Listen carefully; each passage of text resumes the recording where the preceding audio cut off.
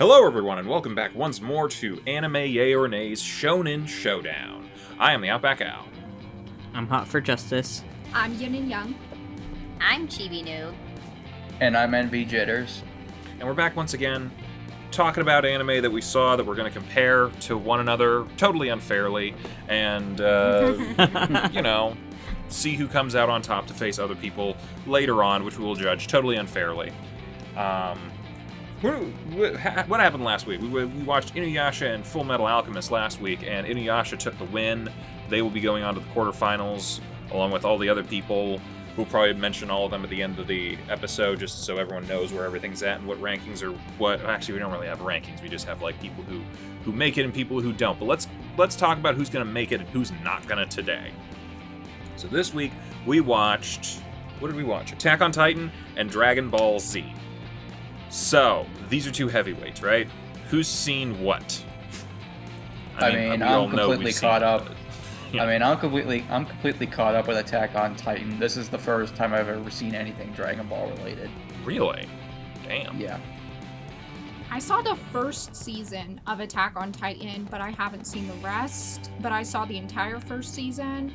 And I've seen bits and pieces of Dragon Ball before. My sister's a big fan, so I've watched some of it with her, but I haven't seen it very often or in order.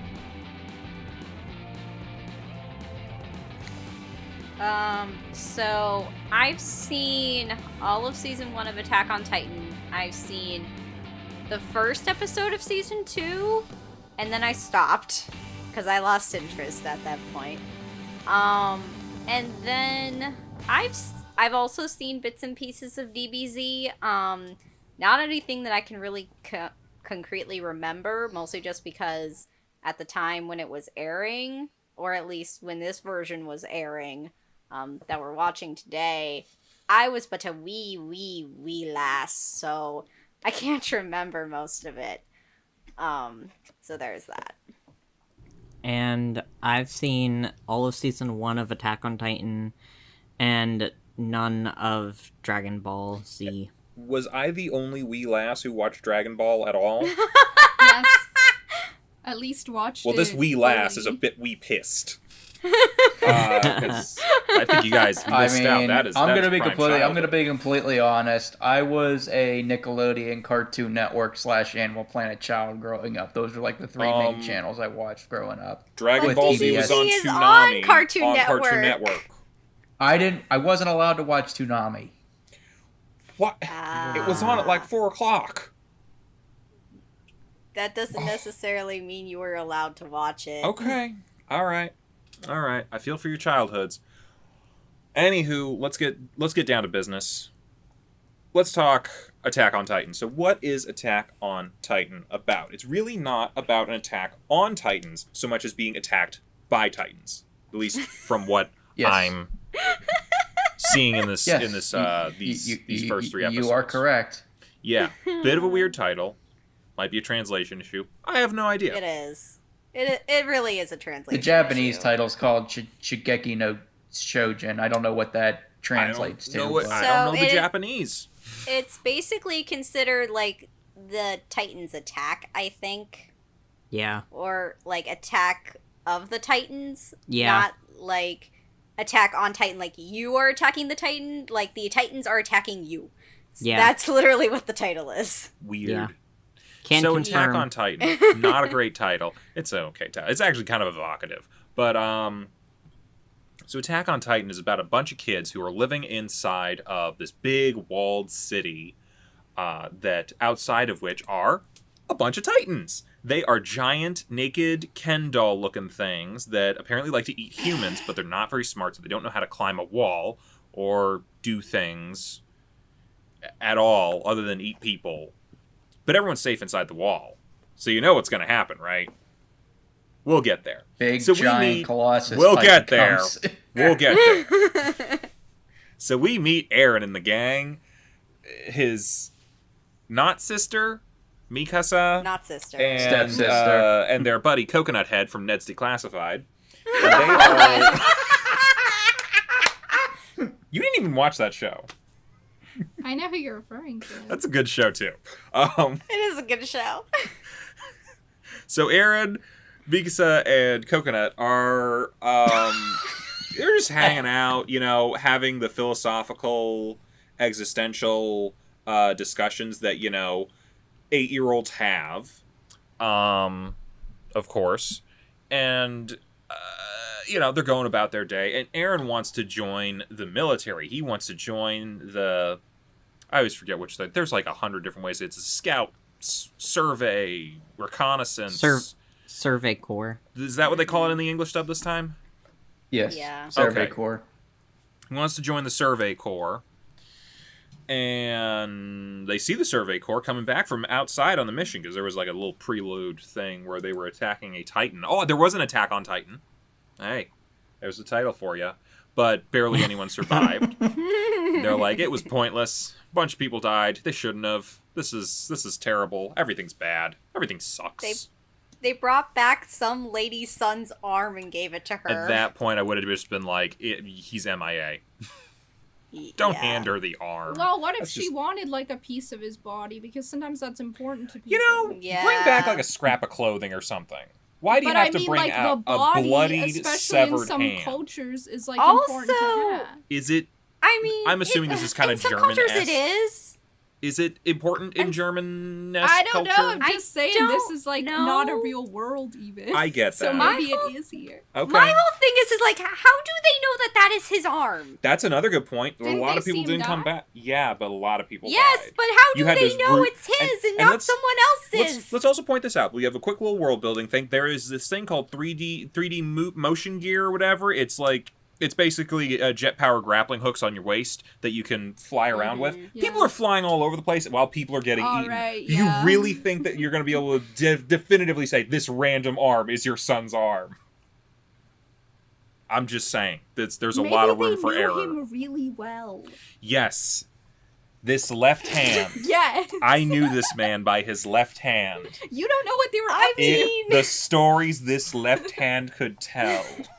I mean, unless they used his fingerprints to be able to identify. Because they had No, great fingerprints. technology. Because they, Who knows? because they got fingerprints for this medieval setting. No, Well, I hope it was his Oh, arm and not fuck. someone it was. else's. She's handed an arm, Oh no. told that it is her son's arm. We have no way of confirming this at all.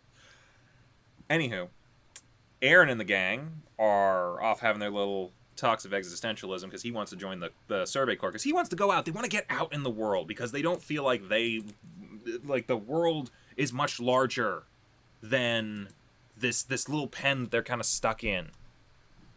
And they want to get out there and see it. And the best way to do that is to join the people who actually go outside the wall. There's other people, there's like the garrison or whatever, that are just kind of sitting around drunk playing cards all the time. Not a bad existence if you ask me, but that's to each their own. Mom doesn't like the idea, but you know what? She's got that side ponytail thing going on, and that's just a bad sign. And Dad is off doing something else, so yeah. Pretty much just the kids are kind of left to their own devices. But then a giant skinless man reaches his hand over the wall and then kicks a giant hole in it, which lets all the Titans in. The giant skinless man is also a Titan. This is kind of off topic, but I remember Al years ago when you actually cosplayed as the Colossus Titan. I never did that. Oh, I No. thought you did. No. was it- it- What I cosplayed is a spoiler, which we will not talk about today.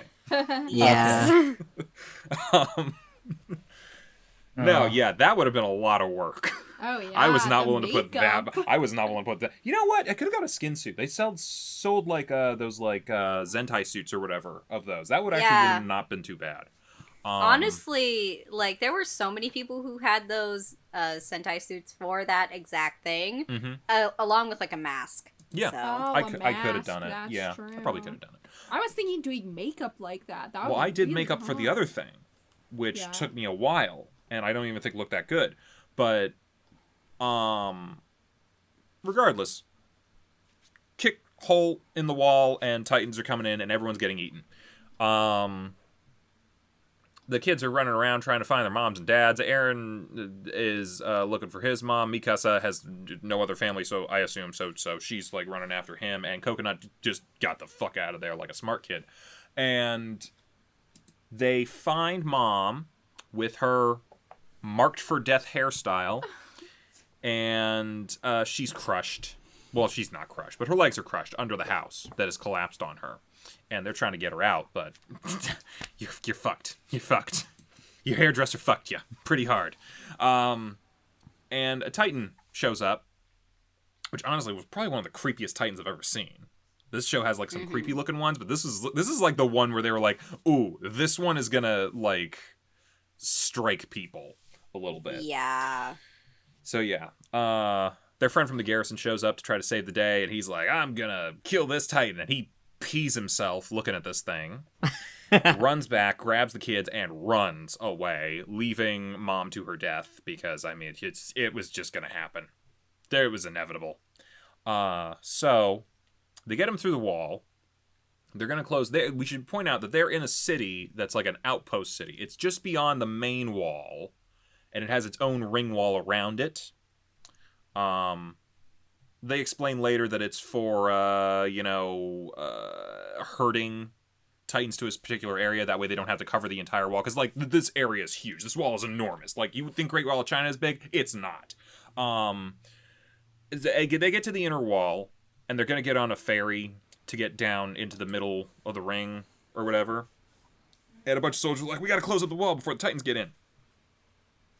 But then a big Iron Man-looking Titan shows up. And he just runs right through that motherfucker. Mm-hmm. And yeah, the Titans are in the inner wall. This whole area is fucked. Because Titans just start pouring in, and then it's like, hey, so we live in a place with 3 ringed walls, and now the outermost ring is gone. So everyone has to move inside. And this has caused shortages of food. There's famine. They tried to grow stuff, and it didn't work. Then a whole bunch of people were sent off to try to fight the Titans and retake everything. No one came back. But hey, they reduced the population, which covered the food shortages. Which, if you are a fan of film theory, they actually disproved all of that. But regardless, for here, humanity took a hit. They took a hard hit. And Eren and the gang are, well, mostly Eren, but the rest of the gang, they just kind of follow him. He's their leader type. Because, Coconut's not going to start leading anything.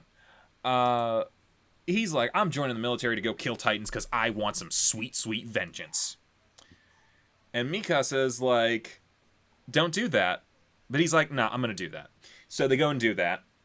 And they're in boot camp with a bunch of other kids.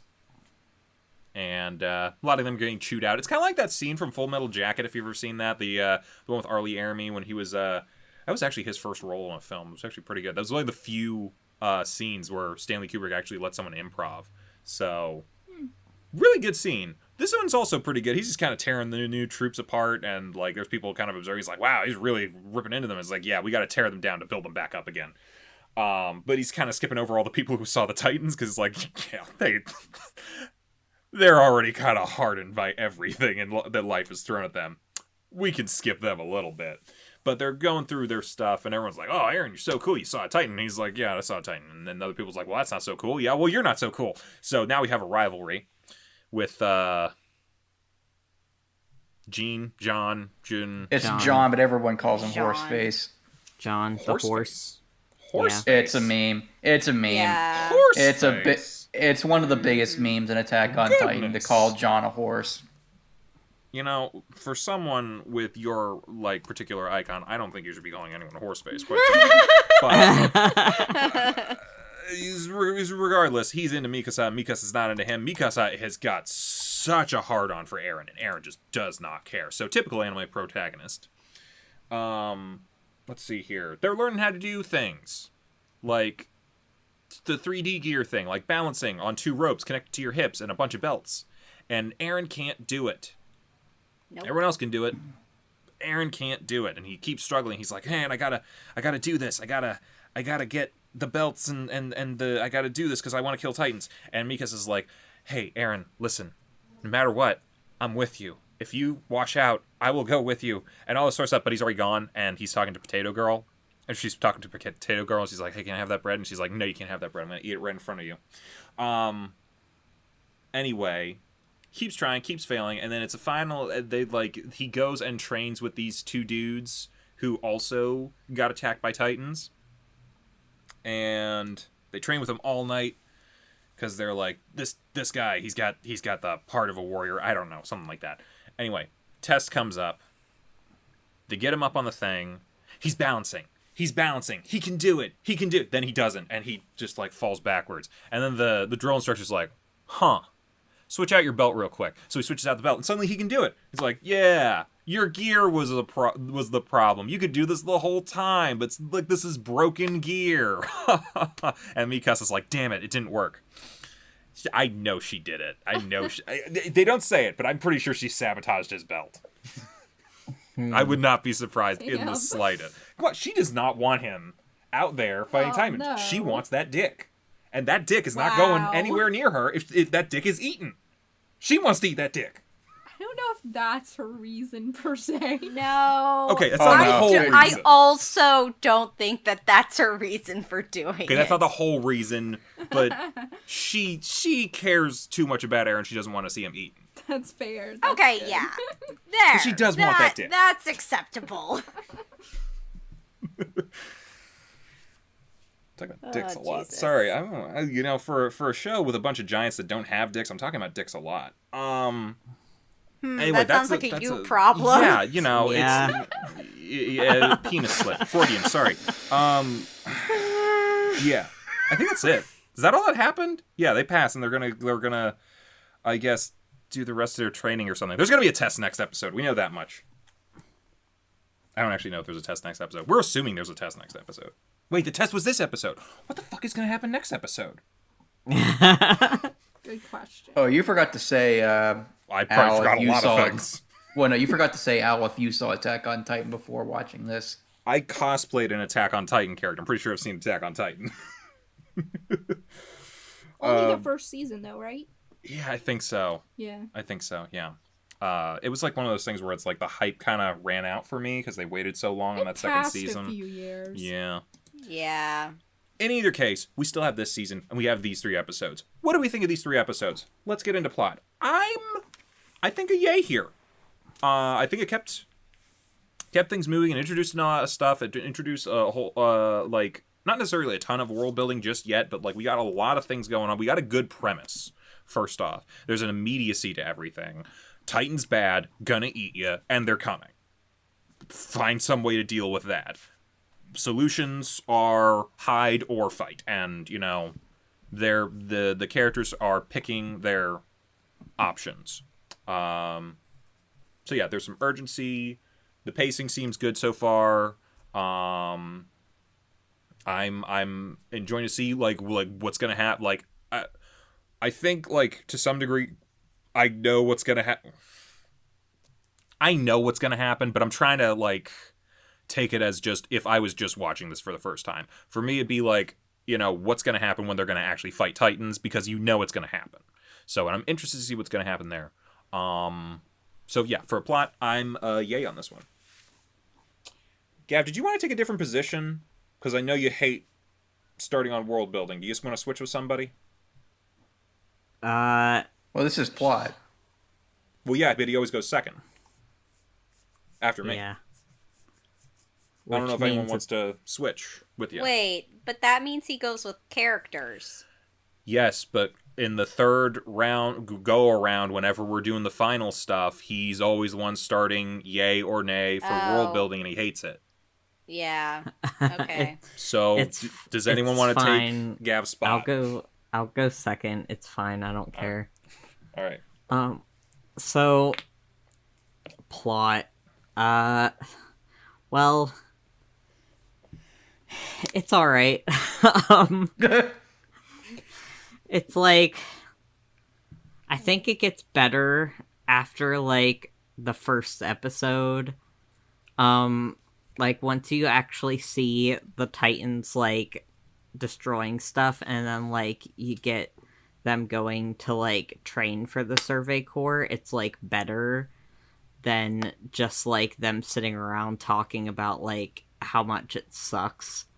You don't like Coconut's existential crisis moments? Yeah, I mean... I know. I don't know. Yeah, it's Armin. I just don't care. But I cosplayed that coconut anyway. Sorry, I forgot about that. I mean, a good number of us have cosplayed Attack on Titan characters at this point. I have not yet. Were you with us during the hype? I was not. Oh, okay. No, the hype was before. This was our freshman joined year. us. Not Yeah. Well, me and Chibi's freshman year at least. Yeah. This was before Yin joined. I didn't exist yet. That sounds really weird. But Very sane. I'll give the plot's a meh to me. I don't know. I'm not a big fan of Attack on Titan, even though I did watch, like, all of season 1 and was really into it back when, like, it was popular. But, like, I'm just not so much into it anymore, so it's kind of hard for me to, like, say. Okay. But, like, rewatching it, I was like, meh. I would give it a yay overall. I thought the plot worked well in these 3 episodes. I have seen the rest of season 1, but I'm gonna try not to let that affect, like, positive or negatively how I think about it, though it is kind of hard to set aside what I know happens later, but I'm gonna try. So just judging off of these 3 episodes, I think it progressed well enough that I am interested in seeing what happens next. I think it was good that they started with some action. You know, I got a sense of the urgency of the situation, and then we got to see what happens with the kids a little bit later in terms of them joining the Survey Corps. Like, I feel like a lot happened in the first 3 episodes. There weren't too many down moments, though there were a couple where they focused more on characterization, which was fine. I think we get to know them, even though not much was happening, so I think it worked. So I would say I wasn't bored at all, and I think it really introduced everything well. I got a sense of where it's gonna go, so I would give it a yay on plot. So for me, I'm gonna give it a soft yay. So I remember back when I was watching this for the first time that I was, like, real into the hype.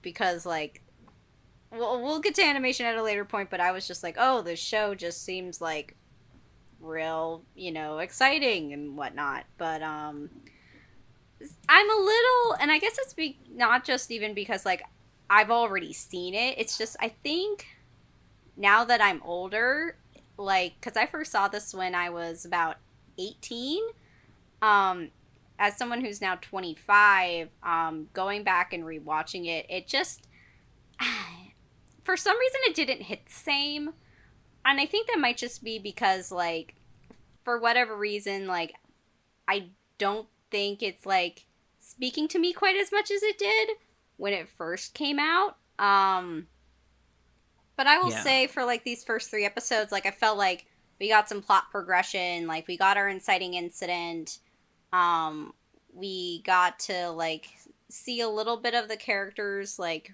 progress through, like, the hardships that they just, like, experienced, to get to the next stage where, you know, they get to join the Survey Corps and they do the test in episode 3.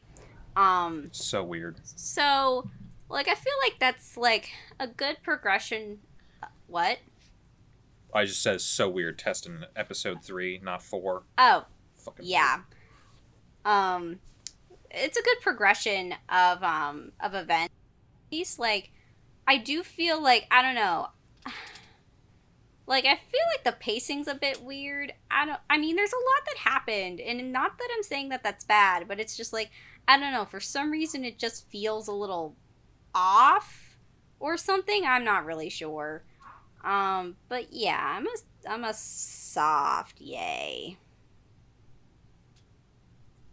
Well, I think I'm probably going to be the most positive one out of the five of us, at least with this category, because I mean, episodes 2 and 3 I thought were pretty good, but I think episode 1 is probably one of the most iconic first episodes in anime history, mainly because of its ending. Like the last 2 minutes of the episode, like I like back then in 2013, I saw episode 1 twice because the first time I saw it wasn't in our anime club. It was, I remember this vividly. I was hanging out with Chibi and her freshman year roommate in her room, and she made me watch it, and my jaw was on the floor at the very end of episode 1. My jaw was like, holy shit, did that just happen?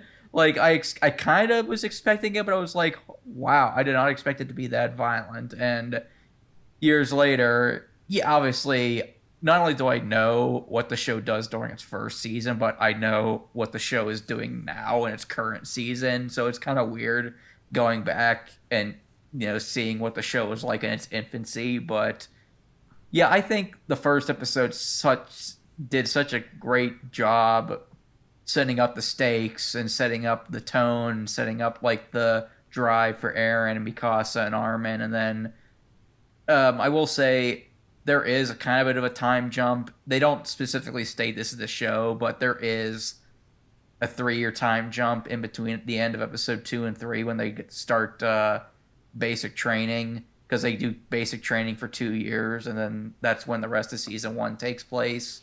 I don't know if they need to say it. They do look taller. Yeah. Yeah. Because when they first are introduced, Armin, Mikasa, and Eren are 10, and then in episode 3 they're 13, and then in episodes 4 and beyond they're 15. So, but yeah, I like the build up in episode 2. I thought, when the armored Titan comes out, the one that breaks through the inner wall, I thought that was intense. And then the episode 3 is kind of like the introduction to the main side characters you'll see throughout the series, and I think they do a pretty decent job of introducing them and setting up the stakes of, it's like the setup of the world is so unshonen, but then you kind of get the setup of the shonen character at the end with like Eren trying to, prove to be the best to eradicate all the Titans, so you get that aspect at the end. So with the plot, I'll give it a yay. Well, it sounds like an overall yayish thing for the plot. Envy, you're bringing up characters. Why don't we talk about characters? Gav, take us into characters. Okay. So, honestly, I find Eren kind of annoying. Just gonna be real honest. I hear you. He's just like so dead set on I guess every shonen protagonist is dead set on something, which usually I'm like, yeah, usually I can respect that. Like, oh yeah, like, look how dedicated this character is to doing this and being the very best at this or whatever. But like in Eren's case, it's just like he's cocky about it, and it's not like a good thing to be cocky about. Like, he's just like, I want to join the Survey Corps, and then he's like, I'm gonna kill all the Titans and be the very best in the Survey Corps, and then, I don't know, it's just, I just thought his whole approach was annoying, but, I like the rest of the characters. Like, I like Mikasa, and I like Armin, and I even like Jean, who I didn't like the first time around when I watched it. But and the rest of the characters like Sasha, aka Potato Girl, and Connie, and I don't even know who else to bring up, but Marco, Reiner, Bertolt, Annie. Yeah, lots of characters. They're alright. I love for drill instructor. He was the best part. But I don't know. I think the characters were fine. I'd give the characters a yay. I just don't really like Eren. So. But yeah. don't know. I'm a little meh about the characters. I like some. Some I just felt like I just don't know them well enough yet if we're just going by these 3 episodes. So I can't say much bad about the characters necessarily, but I can't say I'm super attached to anybody yet. I think later on I get to see more of them and more how I can become attached to them. But if we're just going by these 3, I think I was definitely more interested in what was going on in the world with the Titans and all that than I was in the specific characters. So I thought they were all pretty okay. Even though AYoN can be a little bit annoying, I understood, in a sense, why he's that way. Because his mom died tragically, so I don't know. I got his attitude. You should have told him not to get that hairstyle. Yeah, probably. He should have. But we learned last week. So I didn't really blame him for being a brat too much. But he wasn't like my favorite shonen protagonist or anything. So yeah, I don't have very deep thoughts on the characters yet. I think they all have potential, and I like what I saw for Mikasa. Little bit of Armin as well, but I think I'd have to see a lot more of the characters to have a big opinion on them, so I would just give it maybe a soft yay or a meh right now. So for characters, given what we know from these first 3 episodes, like, I feel like I don't really know Mikasa very well. Like, I know her motivations and a lot more later. The only thing I'm really getting for her is, like, she really cares about Eren, and, like, that's her whole thing, is that she wants to protect him because she cares about him deeply. For whatever reason, that will become clear later, although the ED definitely hints at it a little bit.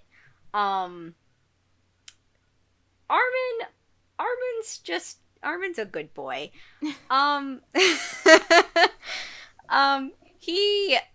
think he's kind of is the only character who sort of makes a little bit more sense than the rest of them. Eren, I can understand his motivations for sure, but I think he kind of goes about it in, I guess, like a bit of an immature way, which admittedly he was 10 when his mother died, so honestly, like, I'm not really all that surprised of how he, like, handled it. Because, I mean, like, yeah, I think if any sort of 10-year-old child who's got, like, a little bit of some anger saw their parent be killed in such a way that, yeah, I think they would want to eradicate whatever killed said parent as well. It's just, it kind of, like, it seems like that's his only, like, really big drive. So I feel like it kind of just makes him sort of more one-dimensional, at least at this point. And then we haven't really gotten to meet a lot of, like, the side characters yet. Like, we've been introduced to Jean, we've been introduced to Connie, we've been introduced to Krista, Sasha, Ymir. We've been introduced to Reiner and Bertolt. And, like, they're all sort of interesting, but I don't really feel like we know them all that well yet. Although Bertolt and Reiner seem, like, pretty chill. And then we also get sort of introduced to, like, a couple of other people who, like, we think might become pertinent because we learn their names. But who knows? But yeah, I think I'm kind of, somewhere between, like, I think I'm gonna give it a meh, just because, like, I know there's still a lot of character work that needs to be done, but I don't really feel invested in anyone right now. Yeah, I mean, obviously, when you judge, the characters, at least for this competition, you have to be, for these 3 episodes only. But I will say about the, Eren, it's funny, as someone who's seen all 4 seasons, or at least what's aired of all 4 seasons now, Attack on Titan is one of those shows where I like the supporting characters more than the main character. I didn't become a big fan of Eren until this most recent season. In season 4, that's when I thought he actually got interesting, to be completely honest. So I can completely see where you're coming from in that regard.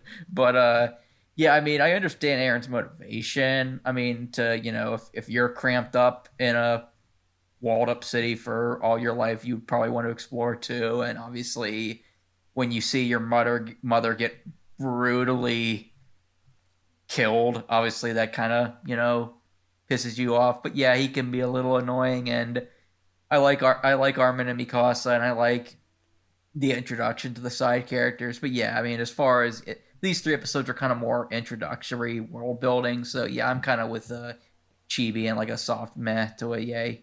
Or, I mean, a meh to a soft yay. Yeah, I feel like I'm a meh here just because I don't really know anything about anyone. Like, I know I was saying yay for the plot, and it introduces plenty of people, but everyone is very one-note, almost one-dimensional at times. Eren wants to go out and kill Titans. Mikasa wants to protect Eren. Coconut is there. Other people are there. I don't feel like I know anything about anyone. That being said, I'm not giving it a nay because I didn't hate anyone. So I'm very just in the middle here. It's just, it's kind of meh on characters for now until something actually happens. I think, like, this is kind of just a thing that I think happens sometimes a little bit more in modern anime. Like, I feel like older shonen tended to focus very solely on characters early on to invest you in them and then started bigger storylines and stuff. I think modern anime kind of wants to get the hype rolling to catch your attention a little bit more, so they'll hit you with plot right away, but they'll like try to develop characters after that point. So I would kind of like a little more character here, but it is what it is. So kind of, yeah, I'm a meh. So, and that's seems a meh-ish, almost a softish yay all around. So, yeah. But how about that world building? Yin, you want to take us into world building? Yeah, I had some mixed feelings about world building. I thought that it's a very interesting concept, but I did feel a bit confused at times. I don't know why. Maybe it's just because it's supposed to be a bit of a mystery in the beginning. They're not supposed to know anything about the Titans or where they come from. But sometimes I just wonder... Sometimes I just wonder about the, I don't know why they're doing things in a way that they're doing it, because, I don't know, like, why don't they live underground or something like that? Like, it just... Like, some things just don't make sense to me, like why they didn't figure out a better way to do this. I don't know. It just it seems it's one of those things where it's one of those things where they don't reveal all that stuff until very later in the manga and anime. Oh. So like the answer to all your questions does get revealed. It just doesn't get answered immediately. Spoilers, there wasn't enough shovels. So maybe there's like a purpose to all of this, which yes, there very much is. I'm not gonna say a damn thing, but I will say you already did. You already did. That now makes me feel a bit better though. Okay, so maybe I can't put that on the world building if they do explain later why they don't explain anything here. Why exactly they constructed this way. Right, but episodes. I feel No, I understand, but I'm saying, like, I don't think that there's anything technically wrong with the world building. I just have a lot of questions as to why it's constructed this way, because it seems almost kind of like they should have found a more innovative way to handle this situation. But maybe there is something more to it, so I'm not sure I can judge it based on that. Because, I don't know, maybe there was, like, somebody who's on the side of the Titans and wanted all this to happen or something. I have no idea what happens later on. But, so yeah, I feel like it works in a way. It definitely sets up a disaster situation. And I guess, like, maybe there's more to the world and why it's constructed this way than I fully understand. So, I'd give it maybe just a meh right now. I think it sets up some interesting stuff, but I did feel a little bit uncertain at times, so I'd give it probably once again maybe a soft yay to a meh. Hmm. So I so a three-walled city with like the outer wall, the middle wall, and the inner wall. Like I think it's like an interesting sort of concept to have like walled cities within walled cities. Um, I feel like it was maybe not the best idea to herd all of humanity into one spot, but okay. Right. Like I feel like they built the world out a little bit. Like they start saying that the Titans appeared like 100 years ago, and no one really knows where they came from. But they wiped out most of humanity, and all of the remaining humans, like are inside of this giant walled city, with like populations spread out along the outer wall in like the little the post towns. I don't know. I don't remember what they're called. Something like that. But then also with some villages on the interior and more going further in. As far as I can tell, like all of like the upper class people are in the innermost wall, whereas like all of the farming villages and things are like towards the outer walls. So I feel like there's a little bit of like maybe some classicism there. Words are failing me right now. They kind of explain a little bit about the Titans, not just in how they appeared, but like how they can be taken down. They sort of explain a little bit about the maneuver gear, and not necessarily about the weapons yet, but it kind of just shows you like the fact that the maneuver gear is like their, I guess, method of transportation, I guess, more in combat rather than on horseback. Just shows you like kind of how these people have had to like become innovative in this sort of situation given like what they've been handed. And honestly, like, while it's also sort of medieval, it also kind of reminds me a bit of, like, a steampunk kind of setting, considering the fact that they have this, like, maneuver gear. My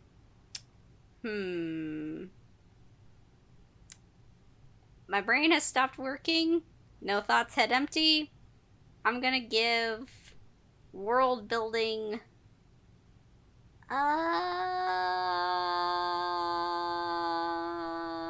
a soft yay, because I still feel a little confused. I'm going to give world building a high A personally. I was invested from the end of, well, like, from like the, I was invested like pretty much the entire way through. I have my problems with season one as a whole, but obviously we're not doing all season one. We're just doing these 3 episodes. And as far as these 3 episodes, I was invested with the world building.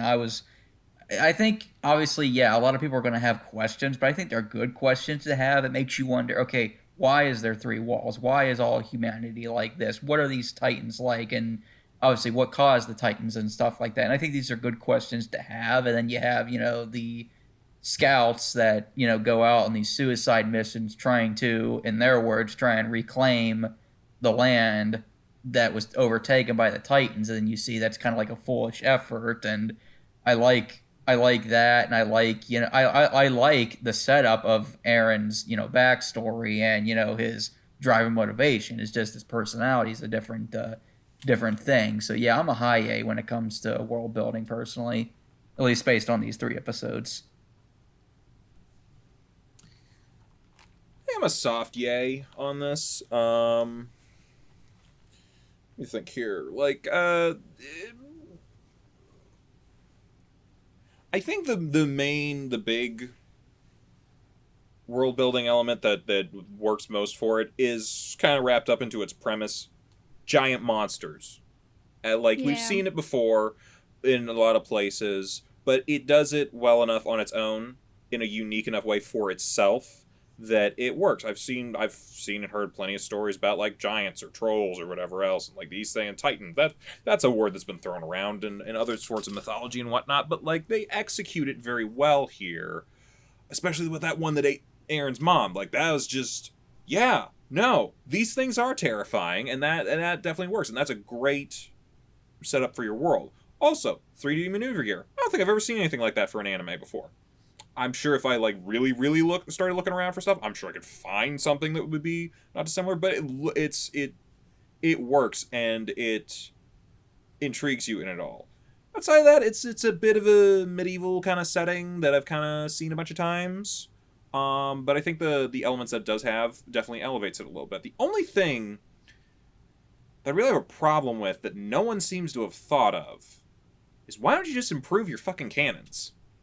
Like they're using like, I don't want to get into like a bunch of technical stuff here, but like you're using like smooth bore cannons for like, if I'm remembering correctly, they have to like attack a specific thing on these Titans. If the forest scene meant anything, they like have to like cut their heads off or something like that. You have to hit the nape of the neck. Okay, that's a very small target. You're not going to hit shit with a smooth bore cannon. However, you've had 100 years behind these walls. Why don't you upgrade your technology a little bit, get a little bit of rifling going on in those things. You can make them smaller, more compact, more accurate, and heck, eventually figure out explosive rounds. Literally blow their heads off. Then you don't even have to get near a Titan to kill it. That's true. It's dumb. They're not smart in this world. They're like, let's invest in, and granted, it looks really cool. Yeah. We cannot say that it doesn't look cool. It looks awesome. But from a efficient way of killing people kind of thing, I'd rather go for a big explosive that I can shoot from like half a mile away versus I'm going to Spider-Man dance around you and try to cut you in the back of the neck. It's dumb. Someone needs to say it. It looks cool, but it's fucking dumb. Oh no, it definitely is. Yeah. But yeah, does look cool though. Oh, it looks so cool. We'll get there. Soft yay. Yep. I'd probably also give a soft yay just for like the fact that we do learn like some stuff about like the walls. Like I don't know if anyone pauses to read what the like little like breaks say about like the walls and like the land and other stuff. Like kind of gives the first like time I watched this, but I didn't do it this time around. Yeah. It kind of gives like background information, and I think that's nice. But I think like the whole here are Titans and here are the walls, and then here are, I guess, like the jobs of like, you know, these soldiers, and here's like everyone else just kind of doing smaller jobs, like not really anything big because that's just how they have to live. Like I don't know, like I thought it was like good enough world building for like what we're given in like the first 3 episodes, and I assume that it's gonna get like more detailed as we go along, like even just past the first season. And I don't know, like I think it did pretty well, like for the most part, explaining things, so I'd give it a yay. Okay. Seems in the realm of softish yays and whatnot for this world building. Let's move on to art and animation. Chibi, I believe you're taking us off on this one. Yes, I am. Okay, so I remember when I first watched this that the animation I thought was wow. And that was really all I could say to describe it, was just because it looked so nice when I first saw it when I was 18. Mostly just because like all the anime that I had seen prior to that were not up to that level of, I will say, like, they were not up to like those animation standards, mostly also because I probably watched a lot of stuff that was older at that point, but that's besides the case. It's So the first 3 seasons were all done by Wit Studio, which I will say that this was their first major project, and it was a very good first major project. Um, Admittedly, the lines are a little thick in places, but honestly, like, I think it works fine for the most part. Um, like, I honestly just think it's like a really nice looking show. Um, and the battle scenes, like, or at least like the little bit of combat that we got to see at the beginning, that looked really nice as well. Um, for art and animation, oh yeah, character design. So I will say for character design, like faces are what this is all about, mostly because once we get to the point that they're in boot camp for the Survey Corps, everyone's kind of just wearing the same thing. So I feel like as far as like the uniform is concerned, like the uniforms are kind of like iconic at this point. Um, and the character faces and expressions are all like pretty good too. Like I have no real complaints. Yeah, I think for art and animation, I'm gonna give it a yay. Just because like I think even by like today's standards, I still think it looks pretty good. Yeah, it's a it's a high yay for me. I mean, yeah, I'm with the Chibi. Back then when I watched it, I was completely, blown away by how good it looked, and it still looks pretty good even to this day. 8 years, almost 8 years later when it first came out, and yeah, the fight scenes are really good. The stuff that we've seen, the designs of the humans look. I mean, they're humans. They look pretty good, but obviously the Titans are the big character design that you have to look forward to. And for these 3 episodes, I think the Titans look really good. There's some Titans in season 1 and season 2 that kind of look. I'm just gonna say it's stupid. They look and animate stupidly, but these 3 episodes, particularly the smiling Titan that eats Aaron's mom, it's really effective looking to me. So yeah, art and animation, I give it a high yay for me. Yeah, I give it a yay too. I think you guys hit the points that I was gonna make. It's not easy to make your characters look distinct when everyone is wearing the exact same thing, but they did it, and I gotta give them points for that. Also, I mean, I already mentioned it. Terrifying Titans. Like, if you want an effective way to get people into like how dire your situation is, make that fucking smiling Titan stare at you, and understand why a man shit himself. Yeah, that's a yay. Yay for shitting yourself. um, yeah, everyone pretty much already touched on the points that I would say too. It's good animation. I mean, it looks nice. Like they do a good enough job distinguishing the characters. Like, especially like at the like Survey Corps with like the kids that you meet.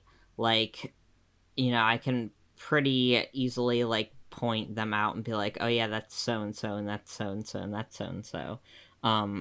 So I think they did a pretty good job with that too, making them like like memorable.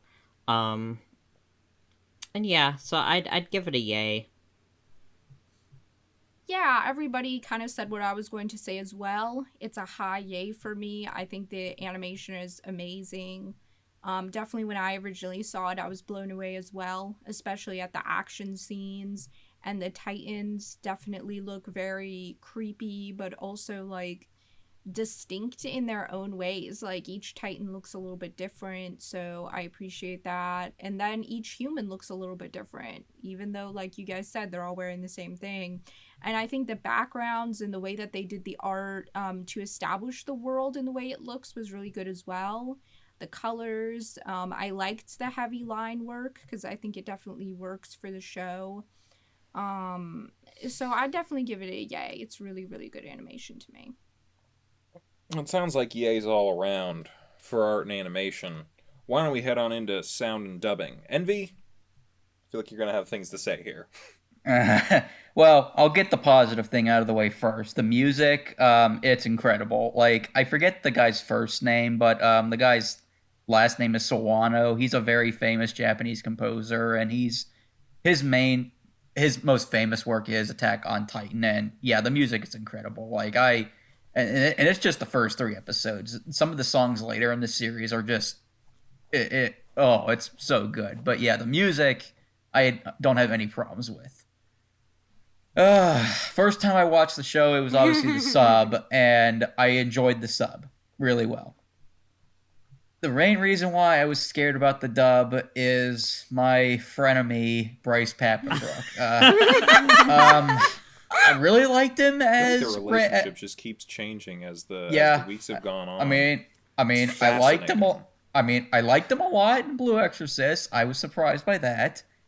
I liked him in Seven Deadly Sins as Meliodas.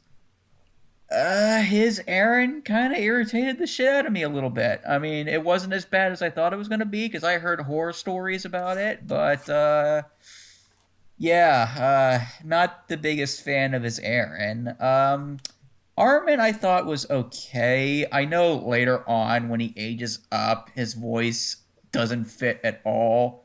Like, he sounds he sounds more manlier than Aaron, which doesn't fit. But in these 3 episodes, he was okay. Mikasa sounded pretty good. She uses the same dub voice actress as Kurisu from Steins Gate, Trini Nishimura, which I thought was pretty good. And there's a lot of other decent voice actors too. I mean, you got Patrick Seitz hamming it up as the drill instructor, which is always fun. Daru was there from Steins Gate for a little bit. Yep. Yeah. So overall, the dub cast isn't bad. It's just Bryce Papenbrook can be a little irritating as Aaron. Not as bad as I thought, but still at times. So I'm going to give it a yay, mainly for the music. Yeah, I think I'm a yay here too. Also for the music. A lot of just good mood setters for every scene that they used it in. Some nice calming, gentle stuff going on whenever everything is nice and serene and you're going home for dinner or whatever. Then some booming, fantastic stuff whenever you're training and it's really getting you hyped and pumped up to do stuff. And then just, horror choirs whenever your mother is getting eaten by a monster. Yeah. Everything kind of worked for wherever they put everything. The dub, I mean, I don't got anything really to complain about. I don't think I was annoyed by anyone. I didn't really love anyone. Again, like the drill instructor, his lines were pretty good. Nothing to write home about, but nothing to complain about. So if I'm just talking dub, it's kind of a meh, softish yay, maybe. But with the, I'm gonna say the soundtrack definitely puts it in the yay territory for me.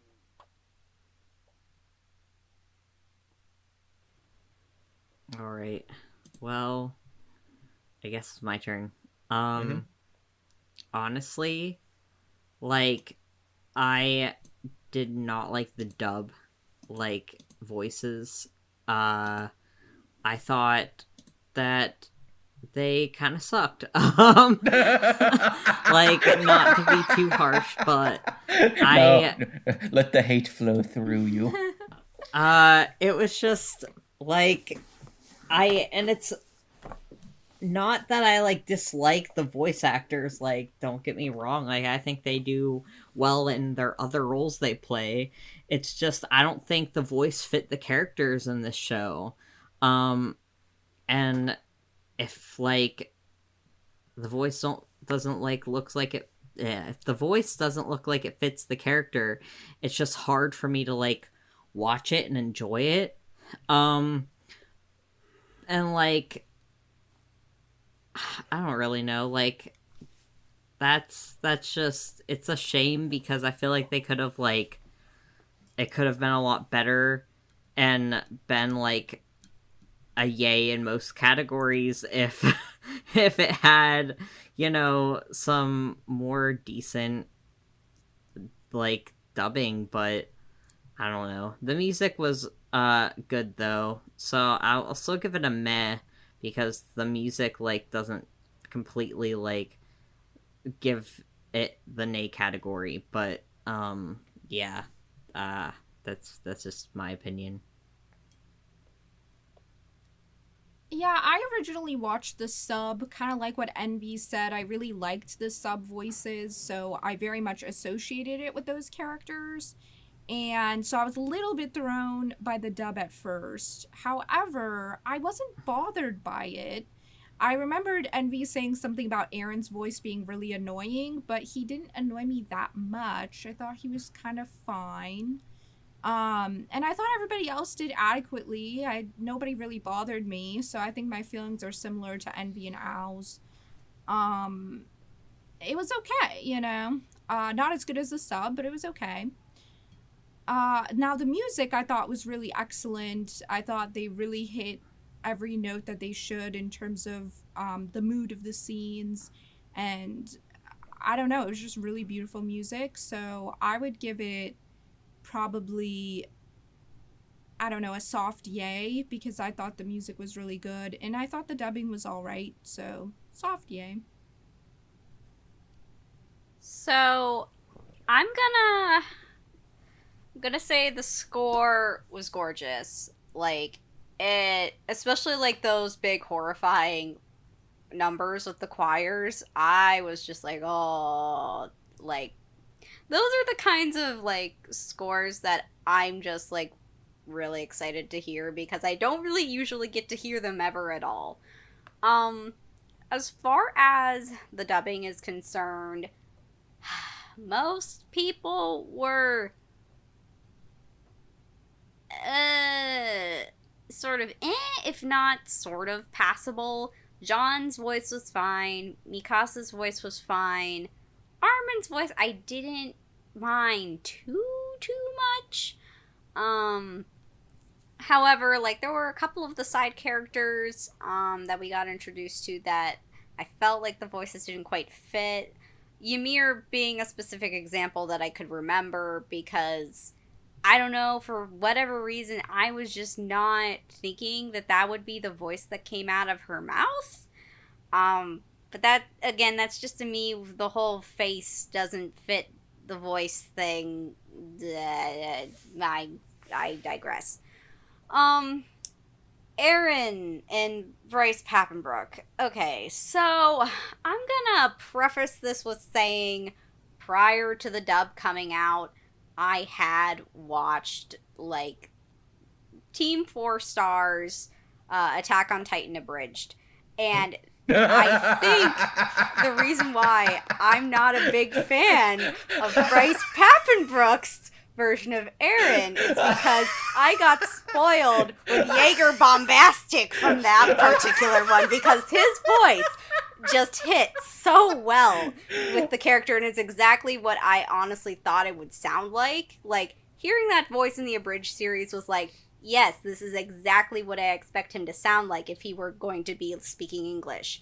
Bryce Papenbrook's, like, his voice when he's just doing, like, the inner monologue kind of dialogue, that's fine. It's when he starts getting angry that I start not liking his voice so much, because it gets sort of shrill, and I understand Aaron's an angry boy. His voice is probably going to get shrill, but I feel, and it's part of the thing with the voice doesn't fit the face, it doesn't really fit his face when he starts getting shrill screamy. I don't know what it is. It just doesn't work. Yeah, I'm somewhere from like a meh to a soft yay on this. I mean, the score definitely is what saves it from being just a meh, but it's, yeah, some of the voice work just didn't hit right. I totally forgot about Attack on Titan Abridged. Holy shit, that's a deep cut. I didn't forget about that. You will never find a better drill instructor than that one. Yeah. Why can't you be like that majestic stallion Sean over there? God. So, What's going on in this neck of the woods? It was like, I think that's the only reason I was really into the drill instructor was that one interaction with Sasha. You're eating a potato in front of me. Why are you eating a potato in front of me? My brain cannot process the situation that I am seeing right now. You can have half if you want. Why are you giving me half of a potato? I think my, favorite memory associated with that is that I had, the Armin haircut. Oh, you were Aaron Coconut, gotcha. And yeah, I had the Armin haircut, and I remember meeting Al for the first time, and Al just everyone has a story meeting Al for the first time. And Al just screamed the, drill sergeant, Armin interaction. That sounds like me. At me, and I was like, oh my god. Harmonize with me, maggot!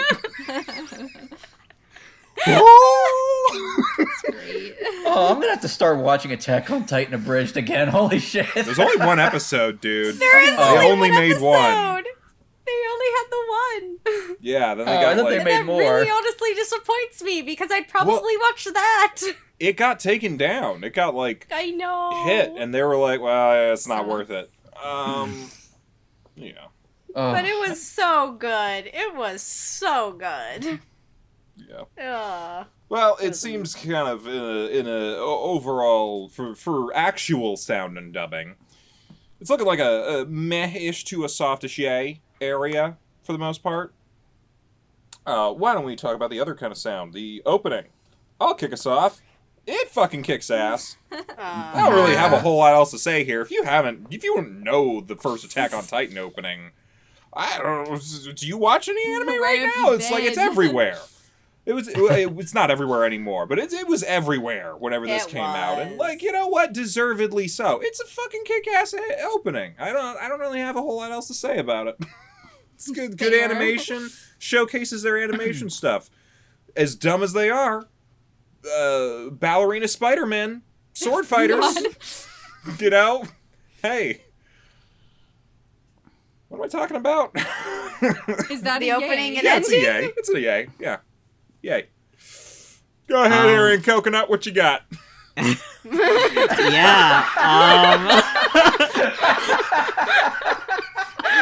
Yeah. Okay. Both the opening and ending is really good in this season 1. It just pumps you up, makes you want to kill Makes some you wanna titans, I attack a guess. titan. Yeah, makes you want to attack a titan. But it's You ever think just- like this theme song is just playing in Aaron's head Yeah. 24/7? That's why he's the way he is. maybe, Yes. maybe so. We've cracked the code. But it's really good. It's really good. I remember being obsessed with it, and then of course you get to the part where everyone in the room just screams "Jaeger!" and it's it's just iconic. It's just really iconic. And the ending's really good too, and I really like the visuals for both. So I'd give it a yay.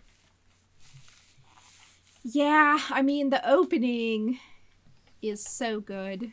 I have to give it a high yay. I mean, the action looks awesome in it. The music is really hype. It's, I don't know, just one of the most exciting anime openings that I know of. So, yeah, it's really good. The ending I really liked as well. It's definitely more chill, but I think it has a very beautiful focus on Mikasa. I think the animation's very nice. So I would give that a yay as well. I think they're both really good. High yays for the opening and ending. I am also a high A for the opening and ending. Dude, hearing that song for the very first time after not hearing it for years, I was like, oh, I'm back. Being my 18-year-old self, and I was like, oh, I remember why I got so into the show. It was partially, honestly, because of the opening theme song that I actually got that into it. Because it's just so good. Now, I didn't really watch the ending theme song. No one did. Everyone just skipped straight to the next episode. Yeah, basically. But the thing is, it's like, I'm like, okay, so I'm gonna have to watch it because, like, we're doing it for the thing. And the thing is, like, I had never watched it the whole way through. Like, I only really remember, like, the little piano bit for, like, the first 2 seconds, and then, like, I'd skip to the next one. But I actually, like, watched and listened to it, and I was like, oh, there are some very telling bits here that you can just see with, like, the visuals, because, like, there are just knives all around this girl, and you can tell that something happened in her past that was very violent. And it kind of basically just shows, like, once it gets to the end, like, that Mikasa, like, went through this ordeal, and she's grown into the person that she becomes that we know her in the series. And it's definitely more of a focus on her, but there at the very end, like, we see Eren come in, and, like, he goes from being a little boy to, you know, being the teenager that he is now. And, like, it just kind of shows that, like, she wants to grab his knife. No. Yes. In your head, I'm not saying that right now. But anyway, so it just kind of shows, like, who the most important person to her is. And the song is also really pretty. So yeah, I'd give them a yay. Yeah, I mean, what else is there to say about the first opening? It's not only one of the most iconic openings of the 20th century, it's possibly one of the most iconic openings ever for an anime. It's just, I mean, like, when you talk about the anthem, like, of, like in 2013, 2014, that song, at least in the anime community, was everywhere. Like, you couldn't go 2 seconds without not hearing it, but for good reason. It's such a good song. The band that performed at Linked Horizon, it did the second opening of the first season, the opening of the second season, and they did the first ED of season 3, and then the second opening of season 3. So they've been around a while, and yeah, it's a damn good song with great visuals. It gets you hyped, and like Chibi said, like, the first time I watched this was in our anime club, and the version we were watching, it just completely skipped the ending and it didn't even show it. So this is the first time I ever saw the first ED ever, and I really enjoyed it. Yeah, it does a lot of foreshadowing for Mikasa, like what happened in her past, and I like that a lot, and I thought the song was pretty good. So I remember giving the what did I give, like, the Jujutsu Kaisen ED? Like, what was that thing I gave it? I forget the crazy ranking I gave it. I forget. I don't fuck even yay. remember. Yeah, fuck yay. Yeah, that was it. So yeah, this is a fuck yay all around. All right, fuck yay. Let's move on into final thoughts. Gav, tell me your final thoughts. So it's okay. I mean, I wouldn't have gone back and watched it again if it hadn't been for this podcast, to be honest. Like, I'm just not, I guess, a fan of, like, it that much. So I don't know, but, like, watching it, it wasn't, like, as bad as I thought I was gonna be. Like, I wasn't dying watching the show. And it did make me kind of, like, interested, like, to see what happens, because I haven't watched past the first season, and I was like, oh boy, like, not going down this rabbit hole again. But But I don't know, so I'd guess I'd say, like, it's a meh overall for me, but... I would give it a yay in terms of this category. I remember being excited to watch it when it first came out after the first 3 episodes. I mean, I was really into it at the time, and watching them back, I can kind of see why. I think it has an intriguing premise. Even though the characters, I don't know much about them yet and am not necessarily attached to them, I think there's enough, especially just because of the urgency of the show and the terrible situation that they're in. I think the stakes are high enough to keep me wondering what's going to happen. So I think if I was watching it today, these first 3 episodes, if they came out in 2021, I think I would still be interested in continuing to watch it. So I think because of all that, and because of the astounding animation and the music, just all of those technical qualities, I think even though certain things were kind of meh for me, I think overall it's pretty much a yay, and I would probably continue watching.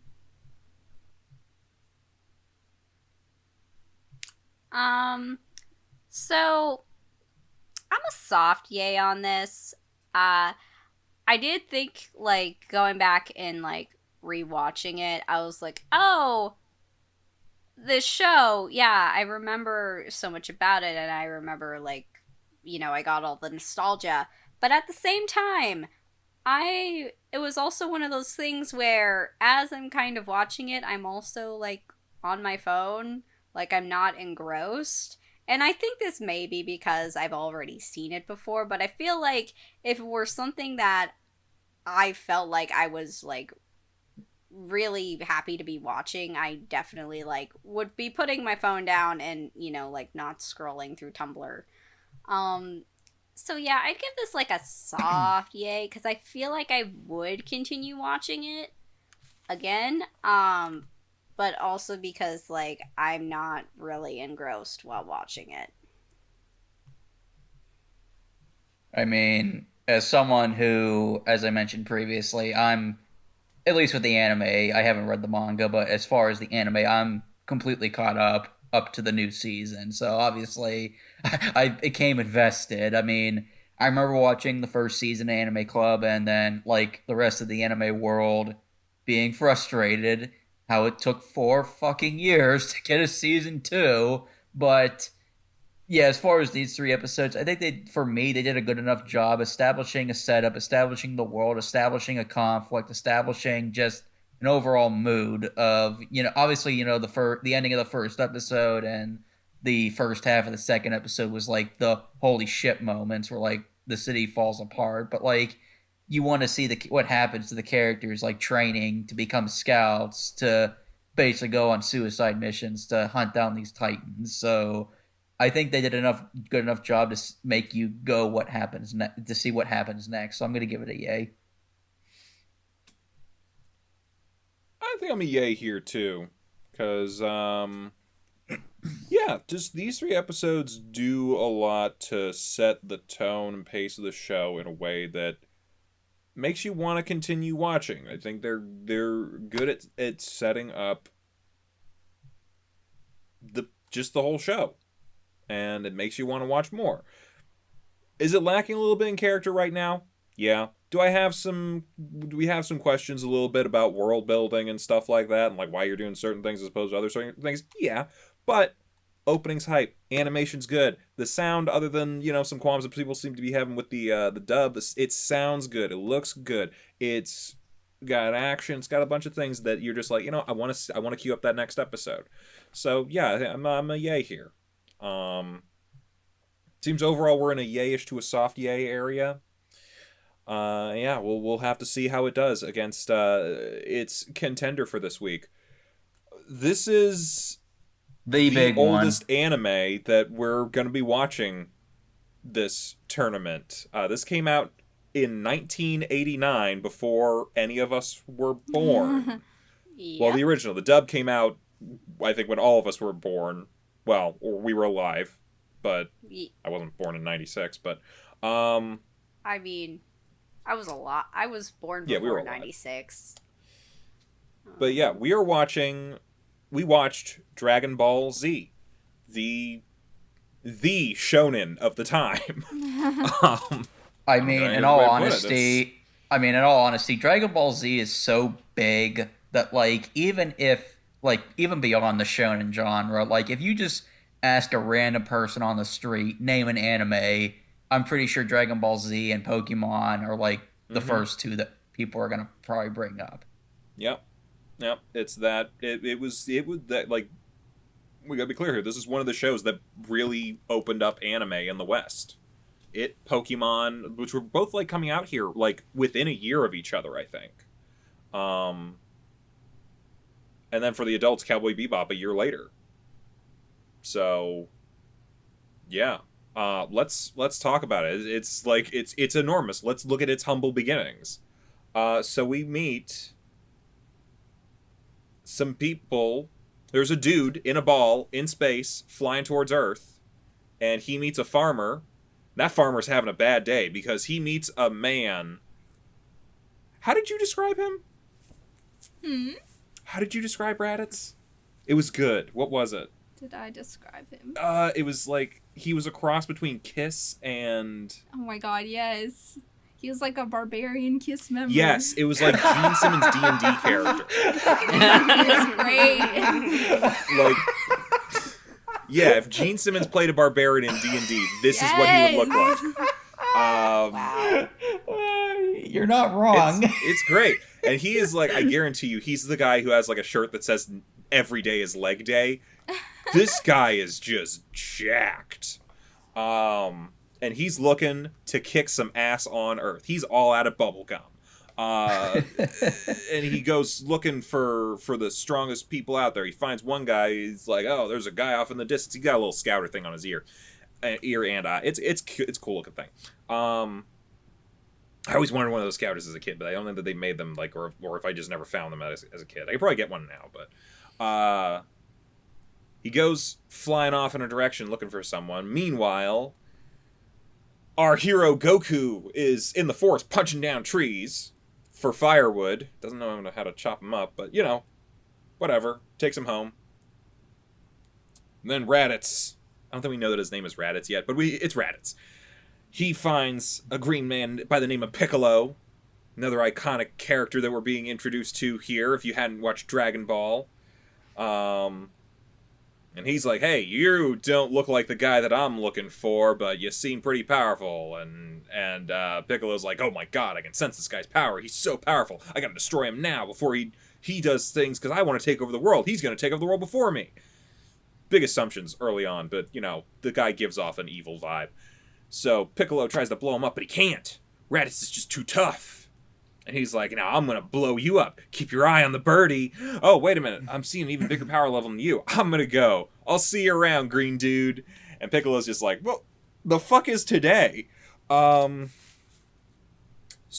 Goku grabs his son to go hang out with his two bald friends and a girl. Their names are Krillin, Master Roshi, Bulma, and there's a turtle. And they're on an island in the middle of nowhere where Master Roshi apparently sits around all day drinking foaming blue water. We know what it is, but this was a dub. It was censored. It's very censored. Anyway, Bulma shows up. She's got complaints about her boyfriend, some dude, who cares. And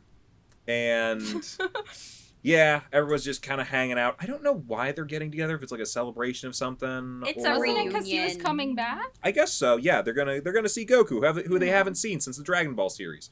And he shows up, and he's got a little kid with him.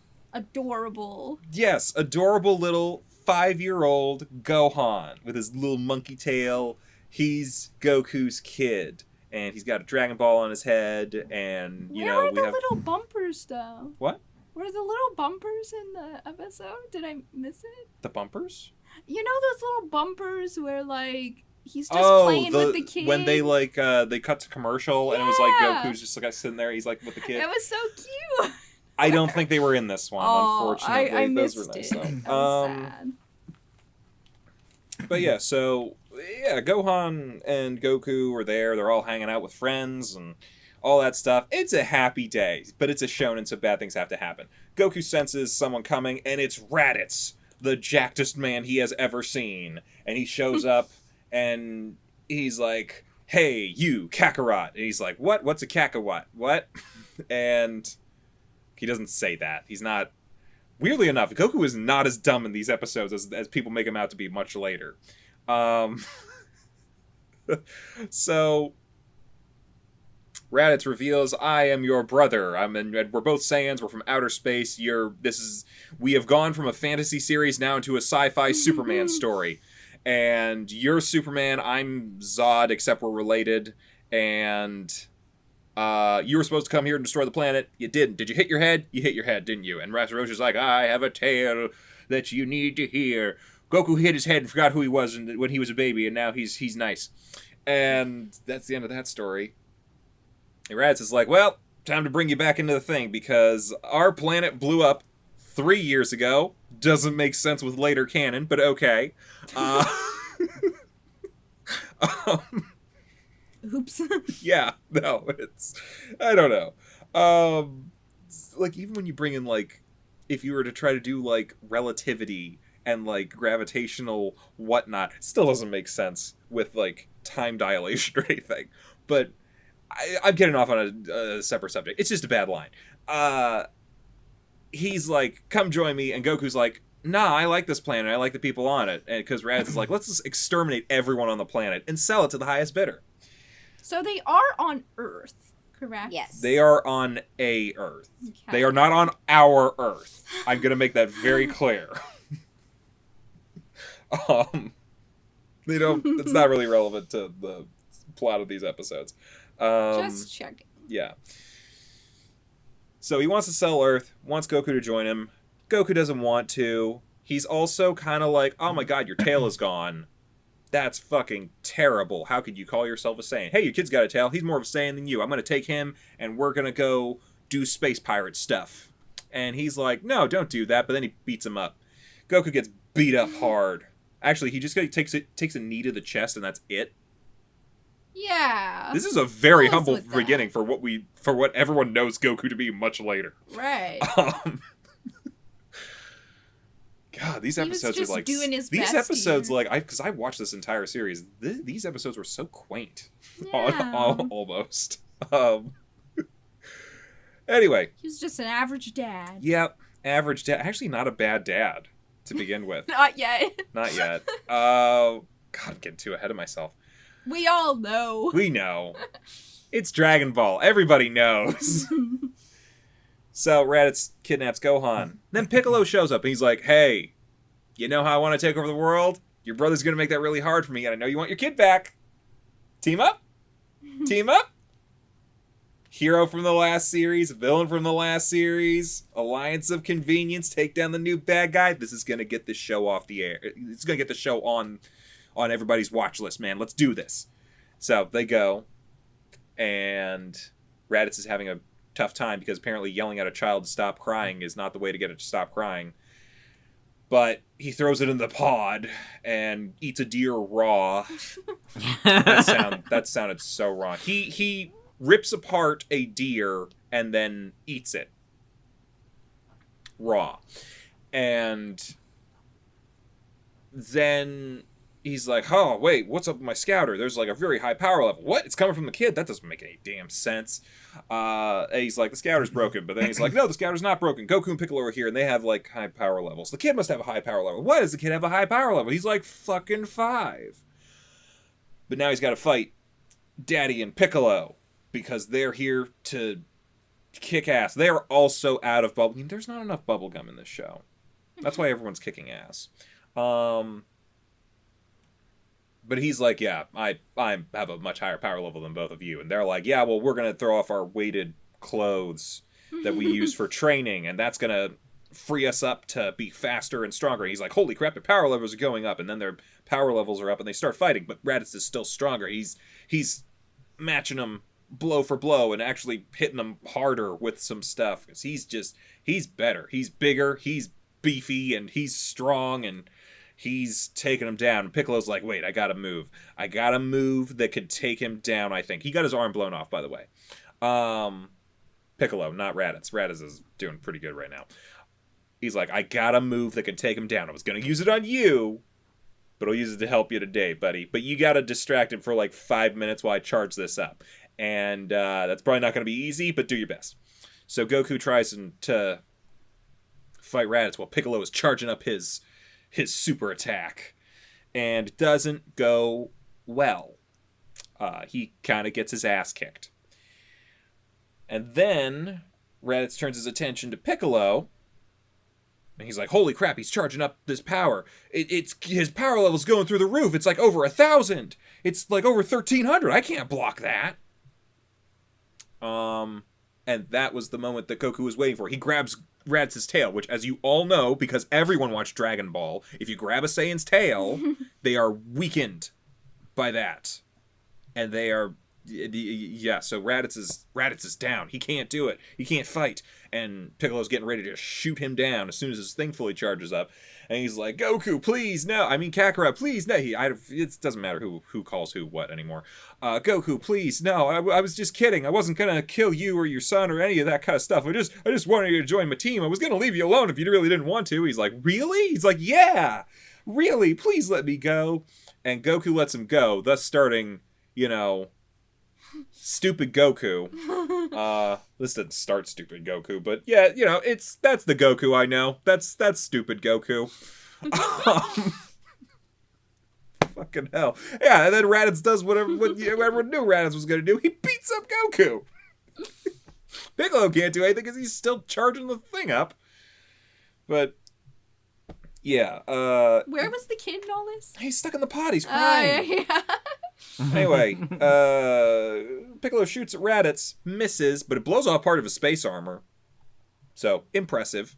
But he beats up Goku some more. And then Gohan gets really mad and explodes out of the pod and headbutts Raditz so hard it cracks his space armor even more. He's like, holy crap, what is today?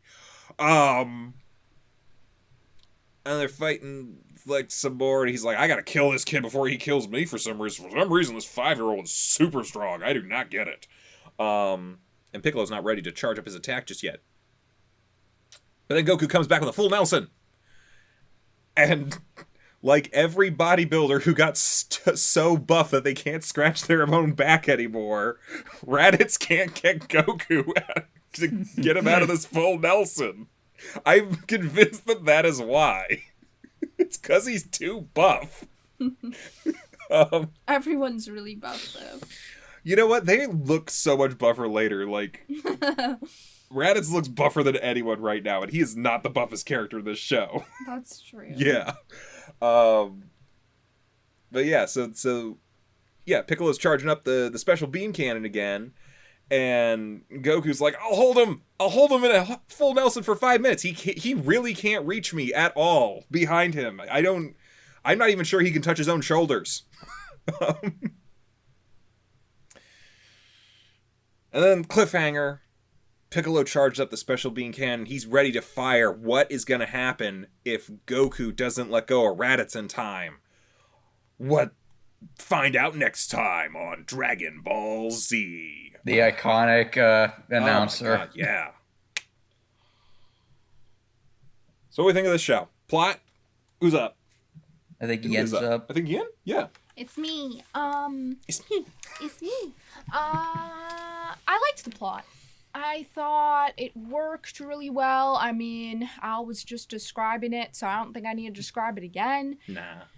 But you could try. I think there was a lot of action. I think that the motivations were good. This kid's kidnapped. It's the son of Goku, and he cares about his kid. It showed early on. For now, I know that some stuff goes down later, but for now, I liked the motivations. I thought the protagonist, antagonist stuff was good. I mean, it felt like kind of just a classic sort of story, good setup. I don't know, it felt kind of simple, but in a way that I liked. There were some Superman-esque elements to some of the stuff going on, and I know some of it was a retcon from the original show. But I don't know if it was technically a retcon. I don't think we ever got Goku's origin. He was just kind of found in the woods. Yeah, that's I don't true. know if they ever there was nothing about space, though. As far as I remember, or no. like aliens No. or any of that shit. No. But Piccolo was a demon. I kind of like the retro sci-fi vibe that I get. And I'll talk about that more probably in world building or animation or whatever. I think it works here, but yeah, so I think everything kind of supported itself well. Good plot overall, kept me interested. I'd give it a yay. So I like the. You're not wait. Oh wait, yeah, that's right. I go. What you doing? Just really eager. Is it because I was talking? Yes. Well, I see how it is. Oh, it's okay. Just for that, you're gonna go last. Wah, wah. Actually, yeah, he is gonna go last. That's the joke. Oh, okay. Oh, here we go. So for plot, I felt the plot was sort of straightforward, pretty simple. Stardust right off the bat with an inciting incident of, guy comes to Earth, kidnaps Goku's kid, holds him hostage, and then Goku teams up with Piccolo to take him down. Yeah, like I felt like it was fine. I feel a little lost. Maybe that's just because like there were certain elements that, because I don't know them from the original series, like I'm not quite as familiar with it as like say, you, Al, or probably Yin. So I felt a little lost at times. Although I do know, like, the whole Saiyan thing and, like, the monkey tail and, like, sort of stuff like that just because, like, nerd osmosis. But at the same time, it's kind of like, I feel like I'm also, like, sort of missing something. Like, I feel like I'm just being dropped right in the middle. And again, that's also probably because there is a prior series before this one that I haven't really seen a whole lot of, and what I have seen of it, I can't really remember all that well. So I give it like a soft yay. Mostly just because, like, I feel for someone who's just like, this is the first time that they're seeing anything, would probably be a little bit lost. Well, that someone seeing it for the first time, that would be me. I mean, my knowledge of Dragon Ball Z has been through nerd osmosis / my friends from high school who grew up watching it and told me a bunch of stuff about it. I like the plot for the most part. I mean, I didn't know that Raditz was Goku's brother, so that was a surprise. And I knew of Gohan's existence, but for some reason I thought he came later in the show, like after a certain saga. But no, I was surprised he was in the opening saga of the show. And I liked, the setup with Raditz. Yeah, it is very Superman-y with, the last of their planet, which, I mean, I get it in their old time, on Planet Vegeta, they had, soul, they basically were bounty hunters that rationed off planets. But, like, if your planet's gone and there's only, like, a handful of you left, is it really worth it to try and bounty off a whole planet when it's only going to benefit you, like, a handful of you? Like, what's the end goal? But besides that, I'm just going to throw this out there. There's less people to take a share. You do get more money. I guess that is true. But yeah, I like the setup of the plot, and obviously Goku is. I mean, other than Pikachu, Goku is the most iconic anime character of all time. Like, everyone knows about him, and obviously we know just how broken he is later on in the show. But it was kind of humbling and kind of surreal for me to see Goku get his absolute ass kicked. But like, it's great, setup, and it's great character building to see him, rise from nothing and, get to, God status. But like, it was kind of weird just seeing like the Goku getting his ass whooped. But I'm kind of going off on a tangent. But I have some issues with the plot, but it's mainly character stuff, and it kind of goes off of what Chibi was talking earlier, but I'll save that when we talk about characters. But as far as plot, I'm kind of like a light yay. I'm a yay. I know you Obviously. You couldn't tell my enthusiasm from the way I was just describing the plot earlier. Let me clear it up for you. I'm a yay. I think it sets itself up very well. We immediately meet all the characters that we're going to have to care about for the immediate future. We got ourselves a villain. This is a very pressing thing. Not only is your son being kidnapped, the whole plan is going to get genocided and ransomed if you don't do something. So, like, we mentioned Goku's motivation. What about Piccolo's motivation? We also got him coming in there. Like, and I liked it's like, his too. I realize you guys didn't see Dragon Ball and all that, but, like, you get the gravity of the situation that something is so bad, Harry Potter and Voldemort are going to team up. You know what I mean? I And know. it's like, I get it. yeah. Like, I think this is a solid start to a series. And I think the plot is moving. I think to some degree there were pacing issues. I think it drags in a couple spots here and there. But I think, like, each episode, we were adding more stuff. We were progressing. Like, even if the plot was moving slowly, it was always moving. And, like, yeah, everything. I think it's a really good start to something, and I'm a yay.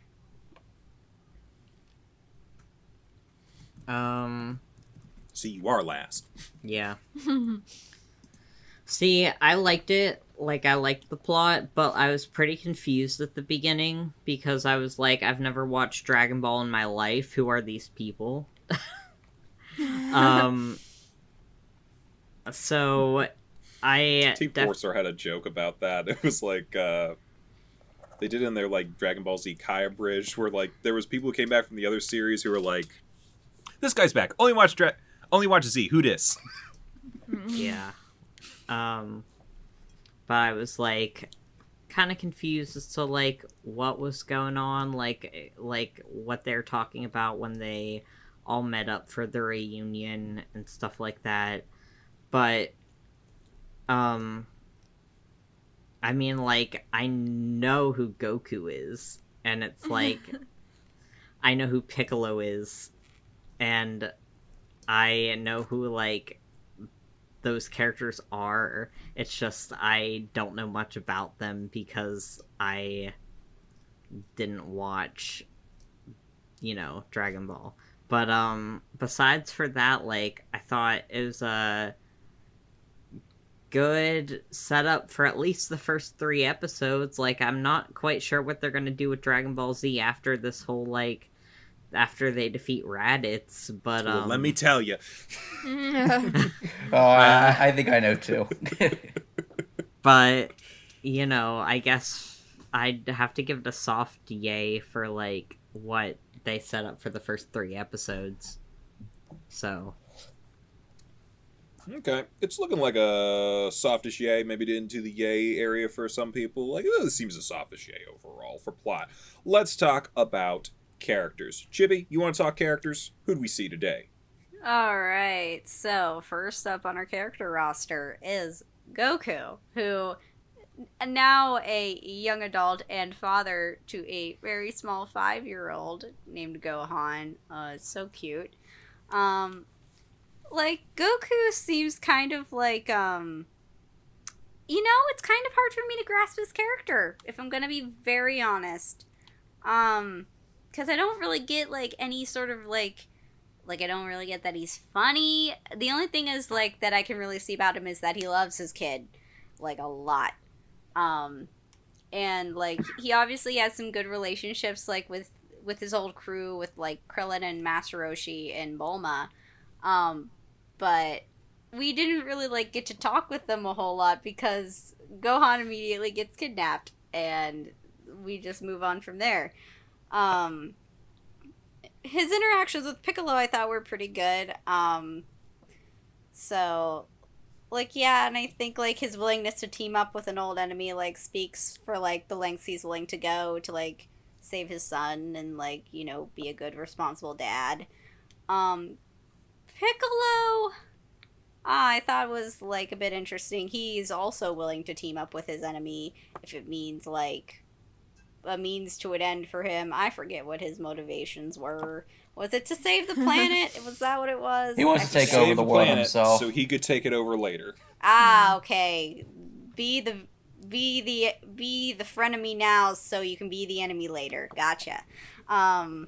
So yeah, like I feel like I like that sort of motivation sometimes because like it just makes for an interesting situation. I thought Raditz was interesting. I remembered the name Kakarot coming up somewhere. I don't remember where. Maybe it was like deeply seated in my brain from whenever I did watch this as a kid, but I can't really remember. Anyway, so I thought he was interesting. Again, like he introduced along with himself like the Clark Kent Superman-esque like sort of story plot line that we got from this show. Which honestly is like, it was kind of interesting. Because, like, I remember Dragon Ball Z, and I'm like, I know we get all these weird-looking enemies at some point, but I didn't really remember, like, whether or not they were all just, like, weird yokai or aliens or what have you. So, there was that. I'm just kind of rambling at this point. Like, my whole thing is like, I don't really feel like I got a real good grasp of like the characters. I felt like I was getting more out of their interactions with each other than I was really getting out of like the characters themselves. Gohan's real cute. I'm glad he was there because like it was just real interesting for them to like say, oh, there's this random 5-year-old and he's got like mega power levels. Like, where did he come from? Where did he go? Where did he come from? Cotton Eye Joe. What happens is that Goku's giant monkey. I know. I know. I was making a joke. But anyway, and also like just like more establishing like the Saiyan sort of like monkey. Intergalactic space monkeys, I guess, sort of thing, and like the planet destroyers, and like I feel like that was all sort of interesting, but that's more of a world building thing. So I feel like for characters, I'd probably have to give it at least a softish yay, because I don't hate any of the characters yet, but I also don't really feel like I know them all that well. The only thing that I really had to go on was just like how the characters were, you know, talking and interacting with each other. So, yeah, soft yay. I think the problem for me, and this was like my only issue with the plot, was the characters. Because again, not that the characters are bad, but the thing is that Dragon Ball Z is a sequel to the original Dragon Ball. And I know some fans of Dragon Ball Z would say, oh, you don't have to watch the original. You could just go straight into Z. I think, at least early on, it's probably beneficial if you watch the original show, because like if you watch the original show before watching Z, you already know the characters. You know Goku, Master Roshi, Krillin, Bulma, Chi-Chi, Gohan, you know, Piccolo, all those characters. So you already have that attachment to them. So like when they have that reunion in the first episode, it's like, oh hey, the gang's all back together. You know, we know all the characters. We know their motivations and personalities. You don't have to really reintroduce the wheel. But if you're like me, who's never seen anything in Dragon Ball, or you're just going straight into Dragon Ball Z, it's like what Chibi said. You get more of how they're close friends, but you don't really get I mean, you can obviously tell that maybe Master Roshi's a perv, but yet again, I think everyone knows Master Roshi's a perv. But yeah. But and again, Goku's a nice guy, and I know later on in the series he's an irresponsible father, but in this 3 episodes he's a good father. But I think it's kind of one of those things where you probably get more out of the characters, at least early on, if you watch the original show. So for that reason, I imagine if I watched Dragon Ball, I'd give the characters a yay. I think Raditz is a pretty corny but cheesy, entertaining villain. He's pretty awesome, but as far as the rest is concerned, I'm gonna have to give it a meh, just because I didn't have that connection going in. Yeah, you guys are right. I'm a soft yay here. Taking it as its own thing. Yeah, you don't really establish a whole lot in the way of characters in these first episodes, or at least a lot about them. We know who these people are, and we have a little bit of something, but yeah, just watching this, you're not gonna know who they are. I have to ask, did anyone really go have a gasp, excited moment whenever he started doing the Kamehameha? No. I mean, I kind of No, did. it's because I knew about the Kamehameha, so that's why I was like, Yeah, he said it. you know it, but you don't feel the real hype of seeing that for the first time in this series because you didn't see him train up for I think a year trying to learn that technique in the original series. So to some degree, yeah, this is kind of relying on the fact that you should already know these characters, which, if you're taking the series on its own, is a bit of a detriment. That being said, I have to give it a soft yay on this one because I do think that what we are given that is new, sure, you're right, Raditz is a bit of a cheesy B-movie villain, but he does so well in it. Gohan is supposed to be adorable right now and a bit of a mystery, and he is. But more than anything, Goku and Piccolo teaming up. Even if you don't know Dragon Ball, that's kind of big. You feel how big it is in the moment that Piccolo shows up on the island, and that's... and you're right, their character interactions are good. You can tell they have an antagonistic relationship, and yet they still respect each other enough and understand each other enough to work together. And I think that works.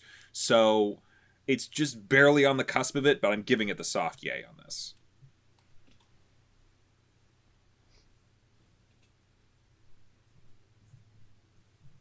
Was that it? Or yeah, did you go? No. Okay.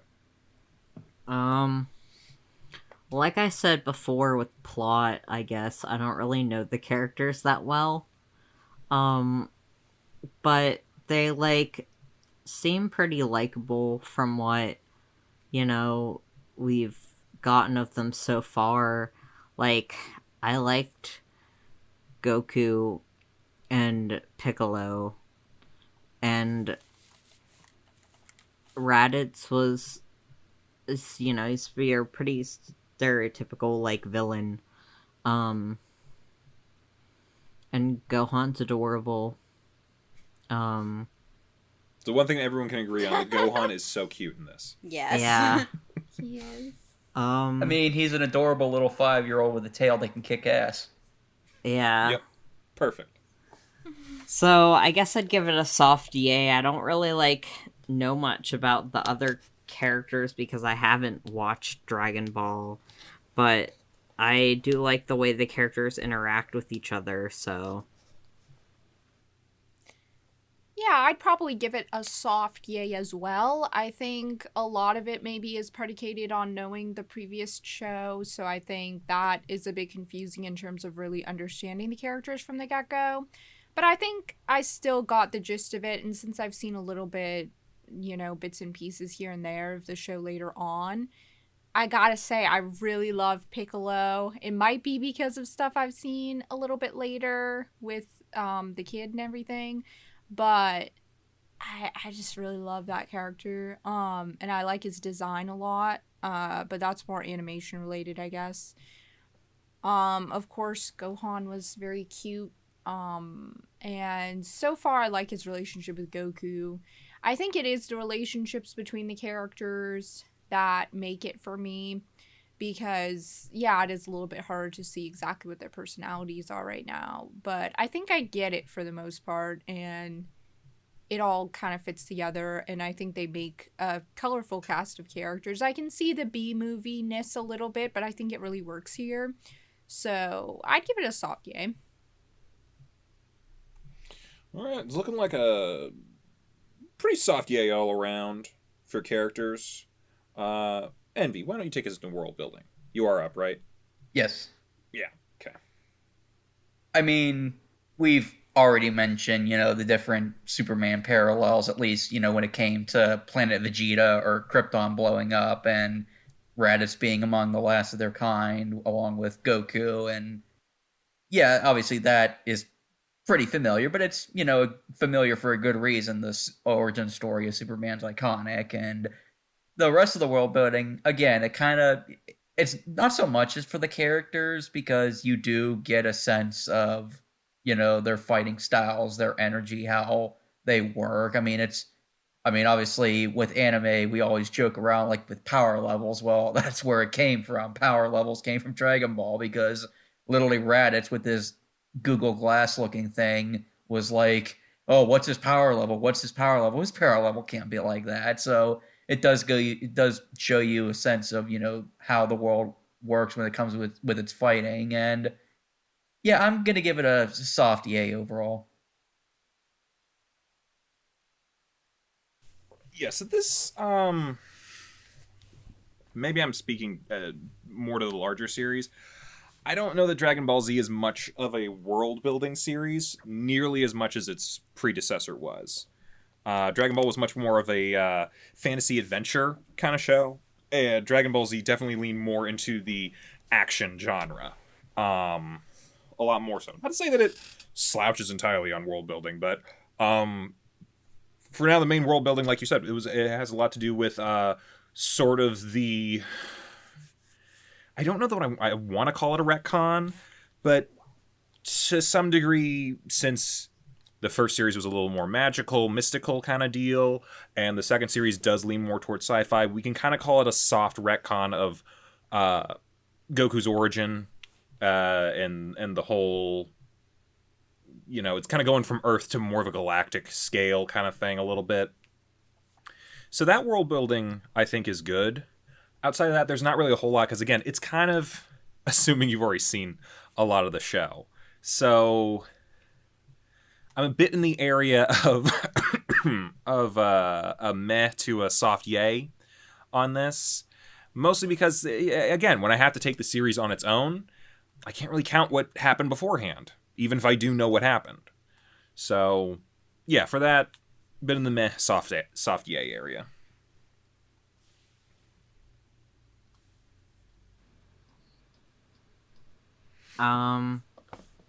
Well, world building, I don't know a goddamn thing about the world besides that it's not Earth. Yeah, I don't know anything, and I didn't really learn anything either besides from the fact that Goku is from another planet, and so yeah, he's a Saiyan, I knew that much, but that's all they really give you for background. And yeah. So I don't really know where to go with this. I didn't really get much from it. I don't know, world building. How you feel, man? Nay, I guess. I don't know. I hate to be negative, but That's how you feel. That's how you feel. That's how valid. You feel. Yeah. Okay, so yeah, it was a little hard for me to say with world building because I don't think that was the focus in these episodes, and I think there is the assumption that you've watched what came before it or know how this world operates. But also, this world kind of operates differently than the first series, though I guess it's mostly the same. So, I'd say mostly the same, other than the spaceman coming more down. Spacey, yeah. But I like the galacticness of it. I don't know, I can't help it. I just really like that vibe, the retro sci-fi vibe that I get. So I just really like the world for that reason. I think it's just the aesthetic and the feel of it that I enjoy. But I'll have to say on a technical level, there's not much I fully understand. I just like the vibe, so I'm not sure where to put it exactly. I guess a soft yay, because I'm enjoying the world, which I guess counts as world building, but there isn't technically much building going on, because I think they do assume that you already know. So I'll just give it a soft yay.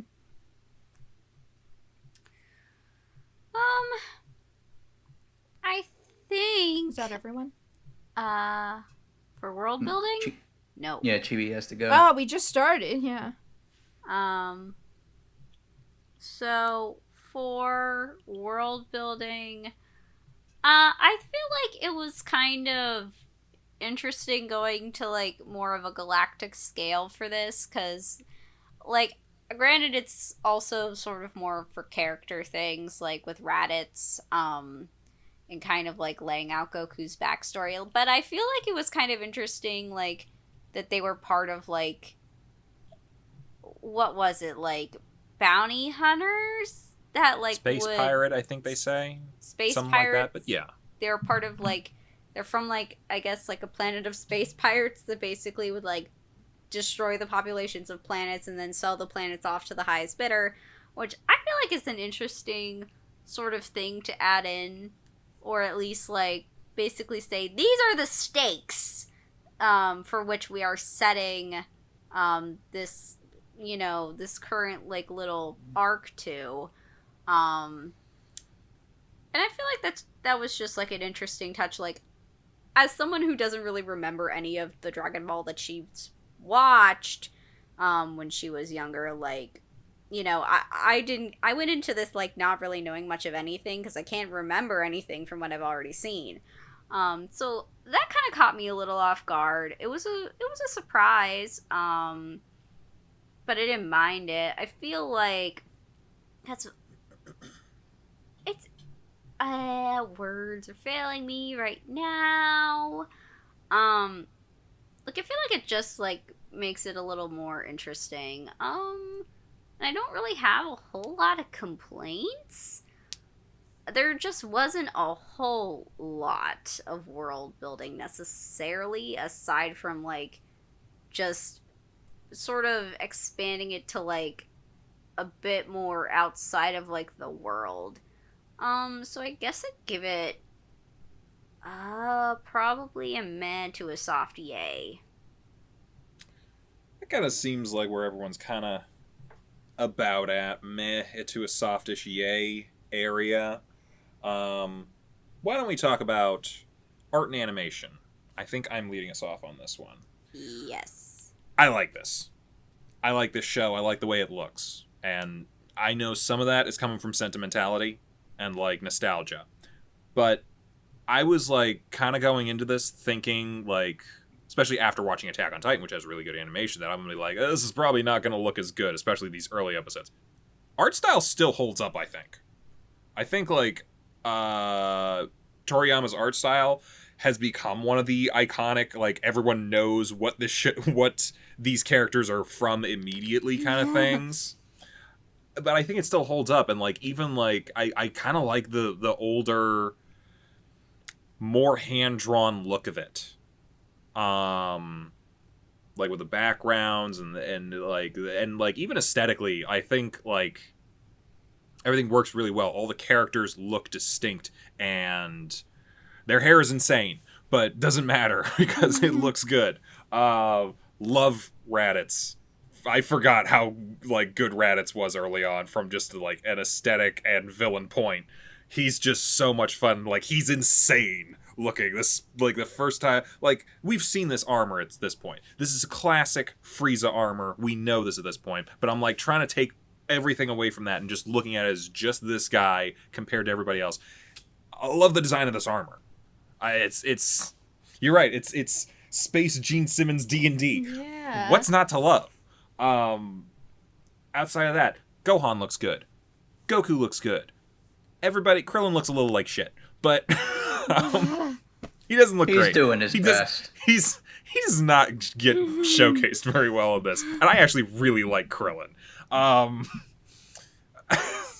It's mostly later, but yeah, I'm a yay on the art style and the animation. Like it's older animation. We've been saying, you know, whenever an older anime fights a newer anime, we're taking it for like what it is at the time. I gotta say, the fight scenes hold up. Like they knew. I definitely saw a bunch of points in this where I'm like, wow, they really are milking like one particular still shot with 2 lip flaps and like trying to stay cheap where they could, because they knew they wanted to use the good money, like the majority of their money, on the fight scenes. And it benefits for it because the fight scenes are good and they hold up. Yeah, I'm a yay. So I liked the animation. Like, I thought it was really, like, you know, cool for its time. And I tend to like kind of like older looking like animation anyway. So I enjoyed that. And I thought the fights looked really good actually. Like, I thought they were like very like interesting, and like I enjoyed watching them. So I don't know, I don't really have much to say besides that, but I'd give it a yay. Yeah, like I said before, I really like just the aesthetic of this show. I think it has an interesting, like, sci-fi kind of B whatever sort of look, but also, like, I like the more classic, like, kind of sketchy, I don't know how to describe it, but that kind of animation is really interesting to me. I think all the designs are, of course, really iconic and distinct. Like I said before, I love Piccolo's designs, like his colors and everything. I just find it very aesthetically pleasing. And everything else looks really great to me too. So I would say because of its distinctness and just the, I don't know, the aesthetic I really like, I have nothing bad to say about the animation. The fight scenes also looked good, and I think they still hold up, although there was a lot of repeat animation. It worked just fine. Yeah, I'd give it a yay. So I think that, like, the art style is obviously, as everyone's been saying, very much distinct and iconic, and just, you already know what this is, like, before you go into it. Same with character designs. I mean, the animation style itself is not necessarily something that, like, I dislike, but it's also not something I'm overly impressed with, so I think I'm a little bit of a wash on this one. Like, I'm more of a meh, mostly just because it's like, I do know what this is, and it's not like I'm hating it, but I'm also not really impressed by it either, although by, like, 80 standards, and, like, even now, like, it still looks pretty okay, so. Yeah, I mean, pretty much what everyone was saying, like the designs, and the world itself. I mean, it's iconic. If someone showed you a picture of Goku, you know that's a picture of Goku, and vice versa with all the other characters. And pretty much like what Al was saying earlier, the fight scenes really do hold up, especially that one move where Piccolo and Goku are attacking Raditz at once, and then he's just dodging them with his hands, and just like, obviously that they kind of use that, and I do know they kind of use that animation a lot with a lot of the fight scenes, but it's still pretty entertaining. It's like an old kung fu movie on steroids, but yeah, the action looks good, and I mean, obviously the lip flaps. I mean, I kind of find that kind of cheesy, at least back in the day, because it's back when you're really trying to dub for like the first time, so I give them a pass for that. So when it comes to art and animation, yeah, for something that's technically 32 years old, I would, or 31 years old, no, 32 years old. Yeah, 32 years old. I would say it still holds up pretty well, so I give it a yay. It's even a touch on the mixed side, but overall a softish yay, looking like, for the animation. We got a couple mehs in there, we got a couple yays in there. About in the middle of that point, but yeah. Why don't we talk sound and dubbing? Gav, I think you're taking us off on this one, right? Yes. So I really like the dub for this. I think it's fun, and I think the voice actors do a good job. Like, especially like for like Raditz's voice and stuff like that, like kind of like evil, like villain voice going on that just like fits really well. And I don't know, like I just thought it was good. that's really all I gotta say about it. That I enjoyed it much more than Attack on Titan. Sorry, but yay.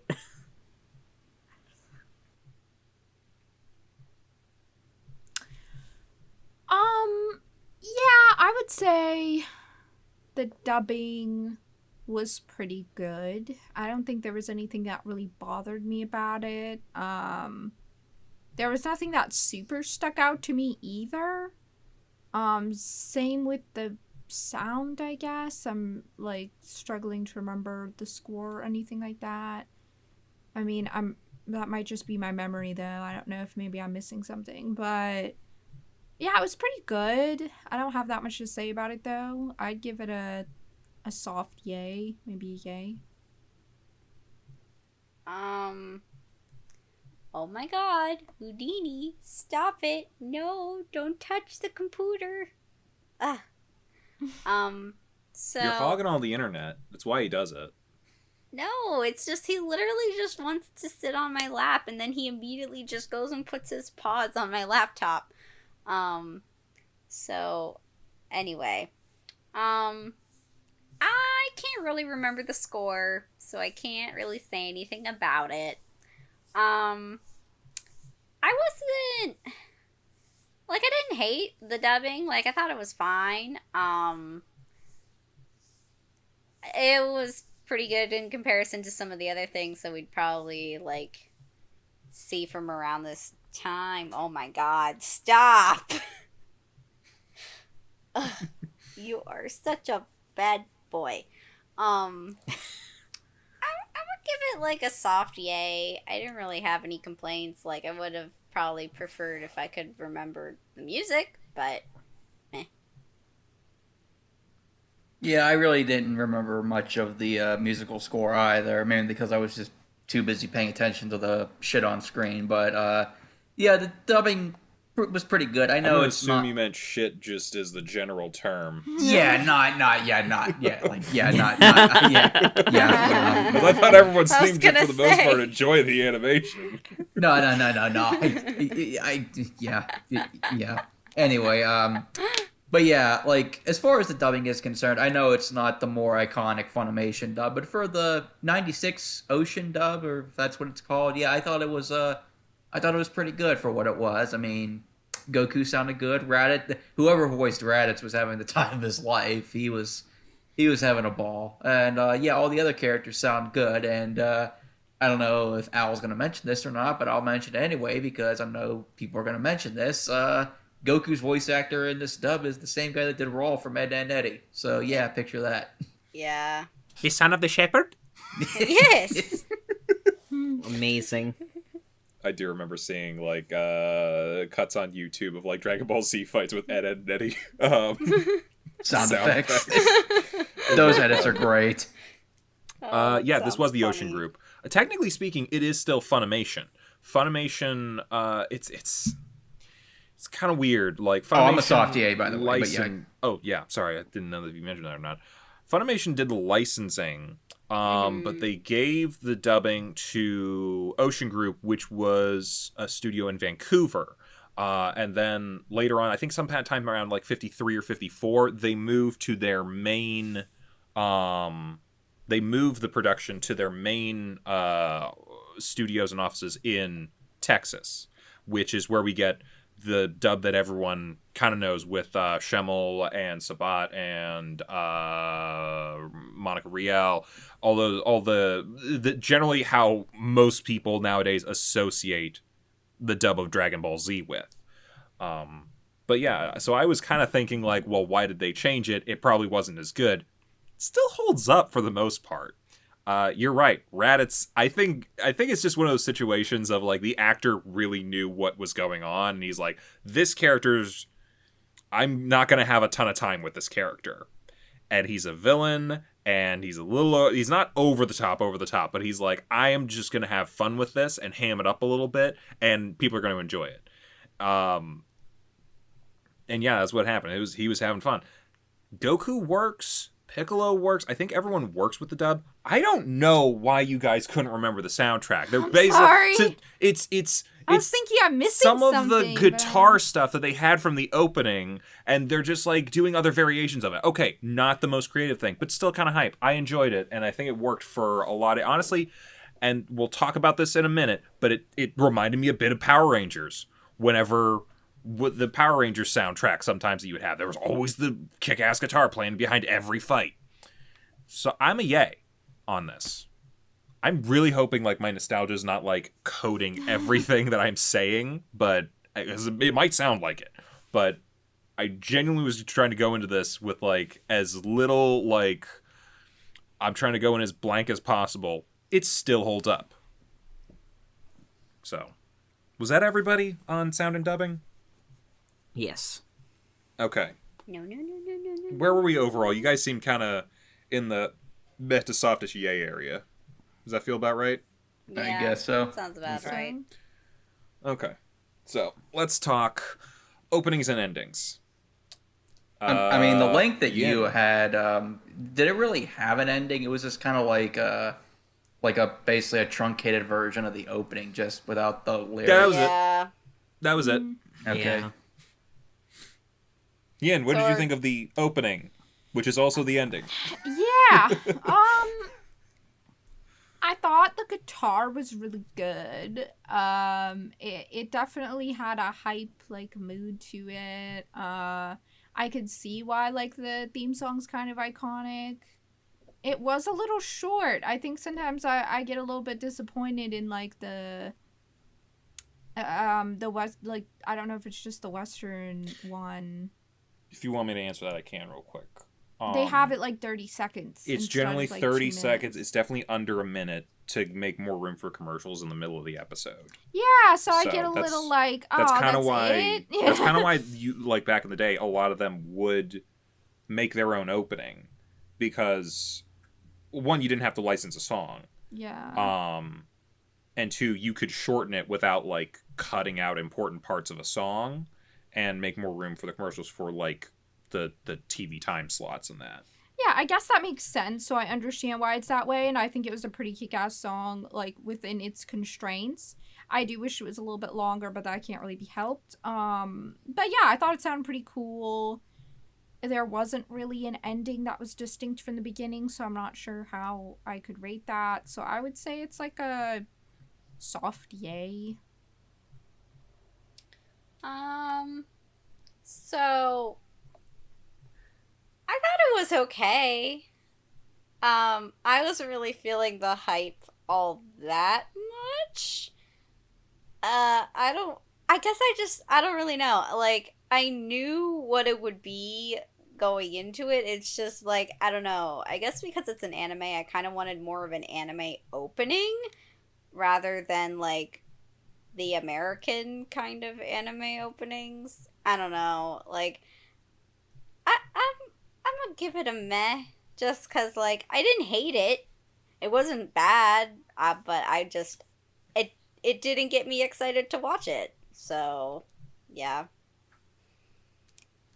It's okay. I'll save you from your further disappointment. I can see why you wanted to watch. I can see why you wanted to watch this Ocean dub over the Funimation dub. A little bit of pain. Because I mean, is it cheesy as fuck? Absolutely. But like you said earlier, is it basically a Power Rangers opening? Pretty much, yeah. I mean, it got stuck in my head that rock the dragon, rock the dragon. Yeah, I'm not gonna lie, I had that in my head, and I would say this: if I was a kid growing up and I was watching it, I'd probably get excited watching it, like just with that opening, just because I grew up watching, stuff from Nickelodeon Cartoon Network that had, short 30 to 30 second to minute openings. And yeah, that would definitely be something that would hype me up. So yeah, I know it's not the official technically the Funimation opening wasn't the official opening either. They changed that from the original Japanese opening. But as far as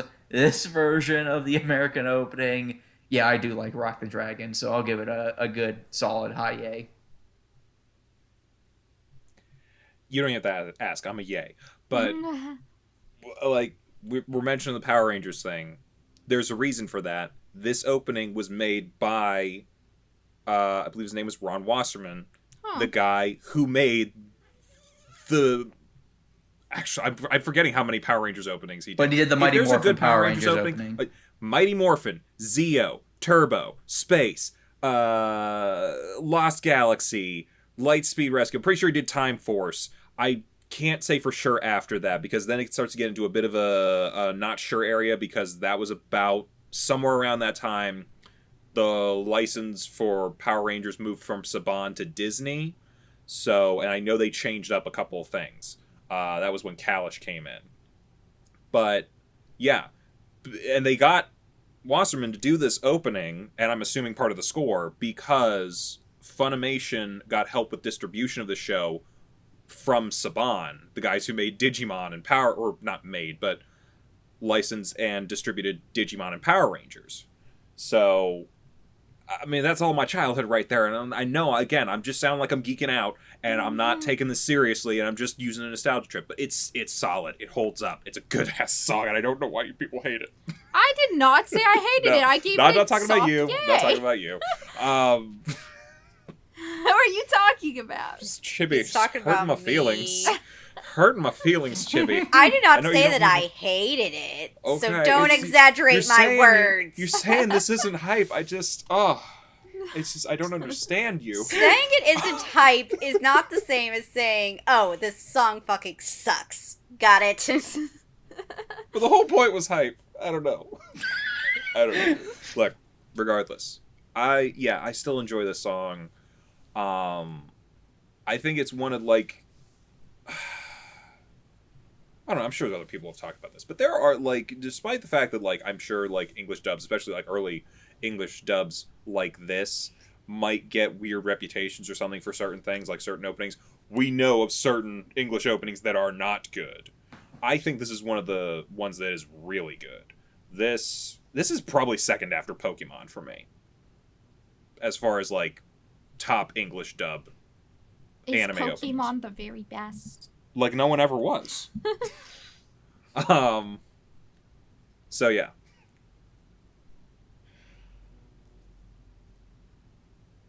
Alright. Well, I thought it was, like, you know, pretty cool, like, opening.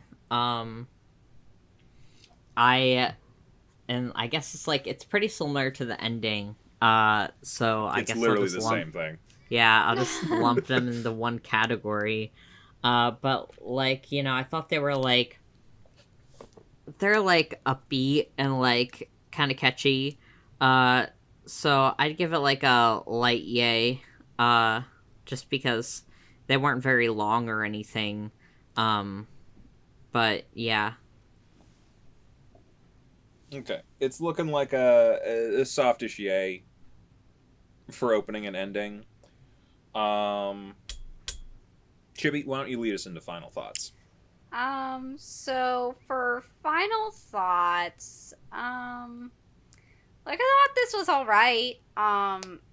Like, I feel like I probably would have been, like, a little more excited or, like, invested in it if I had gone into it already having watched Dragon Ball, because I feel like a lot of, like, what you already know about the characters and what you already know about what's going on and their interactions and just, like, a lot of other things, such as, like, Goku had a tail. I didn't know this. If you're a first time, like, person watching the show, like, you're gonna be like, wait, what? I'm lost. So I feel like as a standalone, I feel like it would probably be a little bit confusing if you hadn't really seen all of this other, like, information go through your brain first, because that would definitely be very helpful. Would I sit down and watch more of this? I would say this is probably something that, like, if it came on the television, like, I'd probably just leave it on and kind of, like, do whatever else I would need to do and just kind of have it on for background noise, but not really pay attention. Like, I don't know, maybe this is just because, like, I felt a little bit lost and, like, yeah, there was some action-y stuff going on, but I don't know, I didn't really get all that invested in it, which is kind of really important for me for, like, wanting to continue a show, is if I, like, get invested within the first 3 episodes, then I'll probably want to continue watching it, but For this, I'm more of definitely like a meh for final thoughts. I mean, for me personally, through my nerd osmosis and my friends from high school, I do know. I know Dragon Ball Z is based on different sagas. Like, I'm not going to say them for spoilers, but this fight with Raditz is part of a larger arc, which is the first arc of the show, and then there's different main arcs afterwards. And I would say I am definitely interested in seeing how, Goku gets out of this situation with Raditz, as well as what happens when the main villain of this arc saga shows up, which, I mean, I'm sure most people know who the main villain of this arc is, but I won't say for spoilers. But yeah, so I would definitely want to continue watching, at least in that regard. So I give it maybe a soft yay. Okay, before we do my thing, I just want to do a quick correction. Ron Wasserman did not do Power Rangers Past in Space. He did return for SPD, but he did not do the other ones I was mentioning, though I'm pretty sure they were heavily influenced by everything that he was doing. So, also, he did the X-Men the Animated Series. So that's another point for him. Wow, that's another iconic opening. I'm just, looking at stuff right now. It's, it's a bunch of good, good stuff. Not always the best shows, but good stuff. The X-Men was good. I'm looking at Mummies Alive. That was not a good show. What? Yeah, I'll show you some other time. Look. Okay. So my final thoughts on this. I'm a yay here. And I think it's because one, we're in the middle of a fight. I want to see what happens at the end of the fight. That's the fact that we're leaving on a cliffhanger here is kind of a big part of it. But outside of that, I'm enjoying the story that they got going on. I'm interested in the interactions of the characters. Even if I don't know a whole lot about them yet, they're playing off of each other very well. And, this is a cheesy kung fu movie on steroids. And who doesn't like that? I love a good, you ever, watch an early Jackie Chan movie when he was, still working out of Hong Kong? They're fucking fantastic. And I think this is kind of one of those.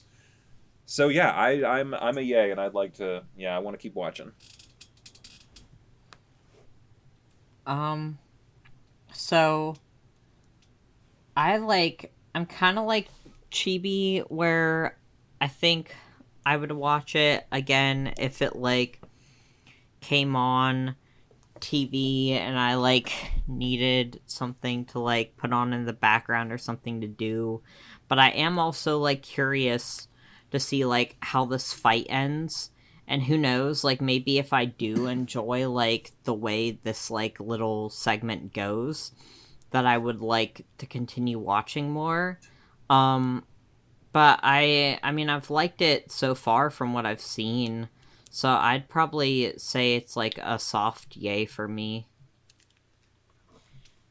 Yeah, I would say, if anything, these first 3 episodes kind of made me rather want to go back and watch Dragon Ball, because I feel like I would get so much more context through that. I feel like I'm interested in the world and the characters. I like the animation. I like everything that's going on. But I actually feel like starting way from the beginning would be something that I would do before continuing exactly where I am right now, given the choice. So I think I'd really want to go back and watch Dragon Ball.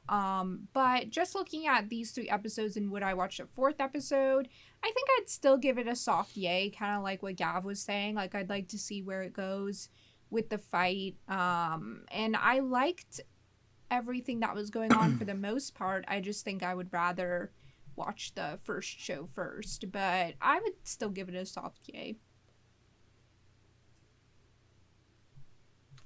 Is that everybody? Yep. Mm-hmm. Okay, so it seems in a softish yay area for final thoughts. But now we have to go into the real final thoughts. So hard. Yep. It's time to face off. It's time for the showdown. Attack on Titan versus Dragon Ball Z. Really never thought I was going to say that in my life at some point, but This is like comparing apples and oranges. They're just so different. Yeah. I don't even know how to compare them. Well, we have 7 categories to compare them in, Damn which is it. why we You know, it's all, no. You know what it's like. It's like comparing the '78 Superman movie versus The Dark Knight. It's like one's a classic and from like these are super different movies. yeah. Now, The Dark Knight's better. Like that's Okay, yeah. I that was the first thing that came to my mind, but yeah. I see what you're saying though.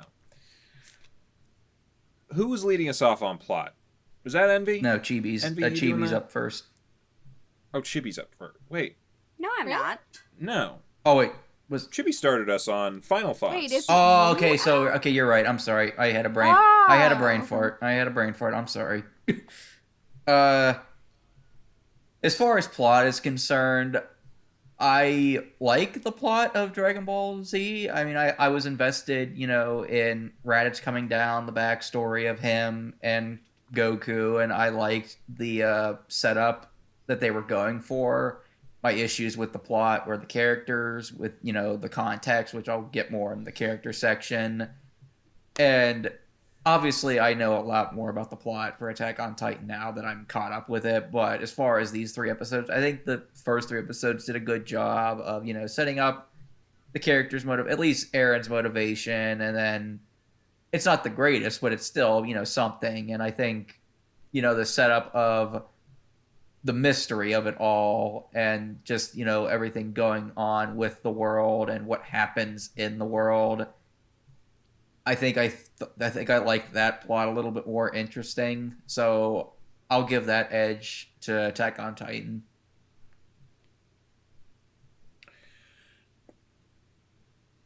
You're right. This is difficult because both of these are coming in with very personal reasons, for the most part, driving the main character's plot and their arc.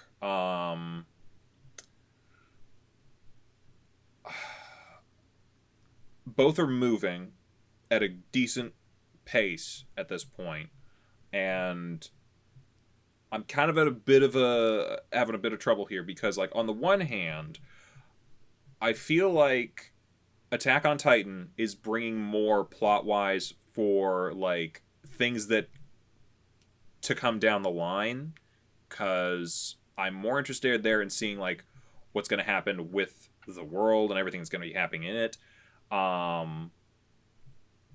But I'm also very interested in the immediacy of what's happening in Dragon Ball Z.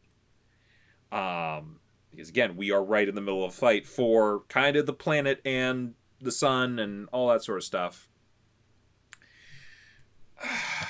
It's really not easy to decide this. But I think I'm going to lead to Attack on Titan, because I feel like the plot that it's setting up has a little bit more longevity than what we've seen in these first 3 episodes. To some degree, I know that there will be bigger opponents coming along and whatnot, but like for what we saw the first 3 episodes of Dragon Ball Z, it's mostly, here's the bad guy, beat him. Much as I love that, it doesn't leave a lot of room to grow after that point. So I will give my vote to Attack on Titan on that one. So I'm gonna go with exactly what you just said, Al, with the whole, like, villain fight versus, like, an actual, like, plot of here's where we're going with this, like, join the Survey Corps, like, get revenge on the Titan that ate your mother, find out more about these Titans and where they're coming from. Like, I think that, like, Attack on Titan had a more solid plot than the first 3 episodes of Dragon Ball Z, so I'd give my vote to Attack on Titan for plot. Yeah, there's really no reason for me to echo exactly what you guys said because I have similar sentiments. So I think I am, for the same reasons, just gonna go with Attack on Titan. Though I did really like the plot of the first 3 episodes of Dragon Ball Z as well. I'm gonna be a parrot and also basically be like, so we're not repeating ourselves. Also, for the same reasons, I'm also gonna give my vote to Attack on Titan. That's pretty unanimous. Plot goes to Attack on Titan. Next round is characters. I believe I'm starting this. Yes. I think, to some degree, I think we got the same amount of character establishment in both of these. At least from my perspective. Everyone's still kind of one-dimensional right now.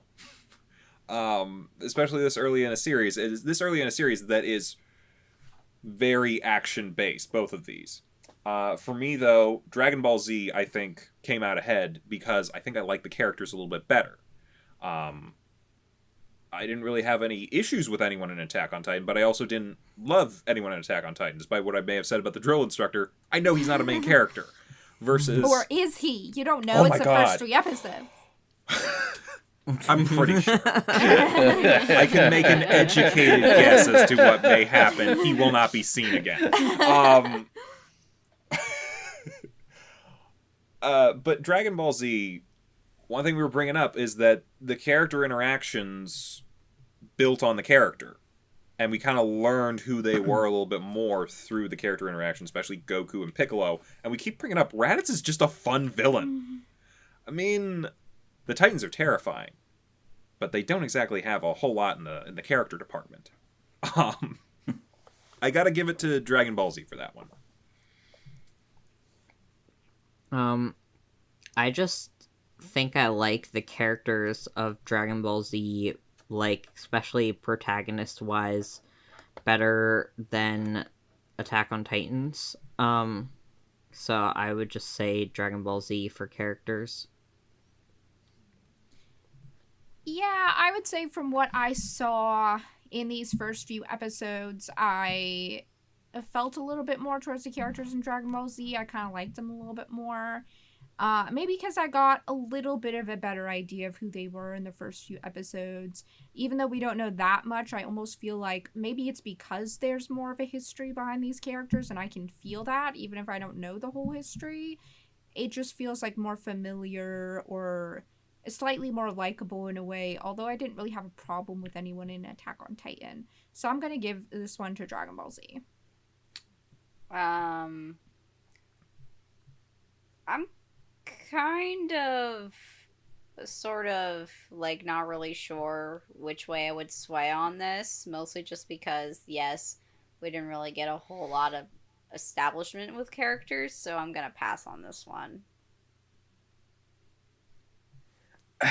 Here's the thing. If I like I mentioned earlier when I was talking about individual characters, if I watched Dragon Ball beforehand and I watched it, I would obviously give the characters to Dragon Ball because then, well, I know these characters. I would love the characters. And obviously, nerd osmosis, about Goku, about Krillin, Master Roshi, I almost said Master Yoshi. I almost said Master Yoshi. That'd be an awesome crossover. Well. But and obviously, even in these 3 episodes, I liked Goku more than Eren. But my thing though is that I think for me personally, the characters were too dependent on establishment from the original Dragon Ball, and obviously Raditz is a cool villain and Gohan's cute, but even with that said, because Attack on Titan's a new show and you're introducing them for the first time, you still get more of their you get an introduction to Eren's motivation. I think that goes a lot way, and you get an early indication into what Armin has in his mindset, because we didn't talk about how he wants to go see the sea beyond the walls, because it's rumored that there's an ocean beyond the wall, and then Mikasa, you get signs that she's devoted to Eren. Well, why is she devoted to Eren? Well, you'll find out later. So it builds on those mysteries, and the other people in the Scouts, obviously, their introductions, you don't get a lot of them, but kind of like what we were talking about with like Brotherhood a couple weeks ago or last week. You don't know much It felt about like them, but they forever, have didn't it? cool introductions that make you interested and want to learn more about them. I think that was kind of similar to me, so I'm gonna give the edge to Attack on Titan with characters as well. Okay, Chibi, did you have a little time you want to weigh in, or you don't technically need to if you don't want to? No, I think it's already decided, so. Yeah, it went to Dragon Ball Z for characters. So moving on into world building. Gav, do you want us to skip you? No. Okay. No, I actually have, like, stuff to say this time. Okay. So, like, when we were talking about the shows individually, like, I actually had stuff to say about Attack on Titan, and that, you know, it had, like, information about, like, the walls, and, like, about the, you know, we learn a little bit about the Survey Corps, and about, like, you know, just kind of about the world, how they're, like, closed in and stuff, like, whereas, like, I didn't feel like I was getting that with, Dragon Ball Z, like, probably because I've never seen Dragon Ball, but, if you're just going off the, like, first 3 episodes of, like, both shows, I feel like Attack on Titan gives you more to go off of, just, like, for starter information about, like, what kind of world they're living in. So I'd have to give world building to Attack on Titan.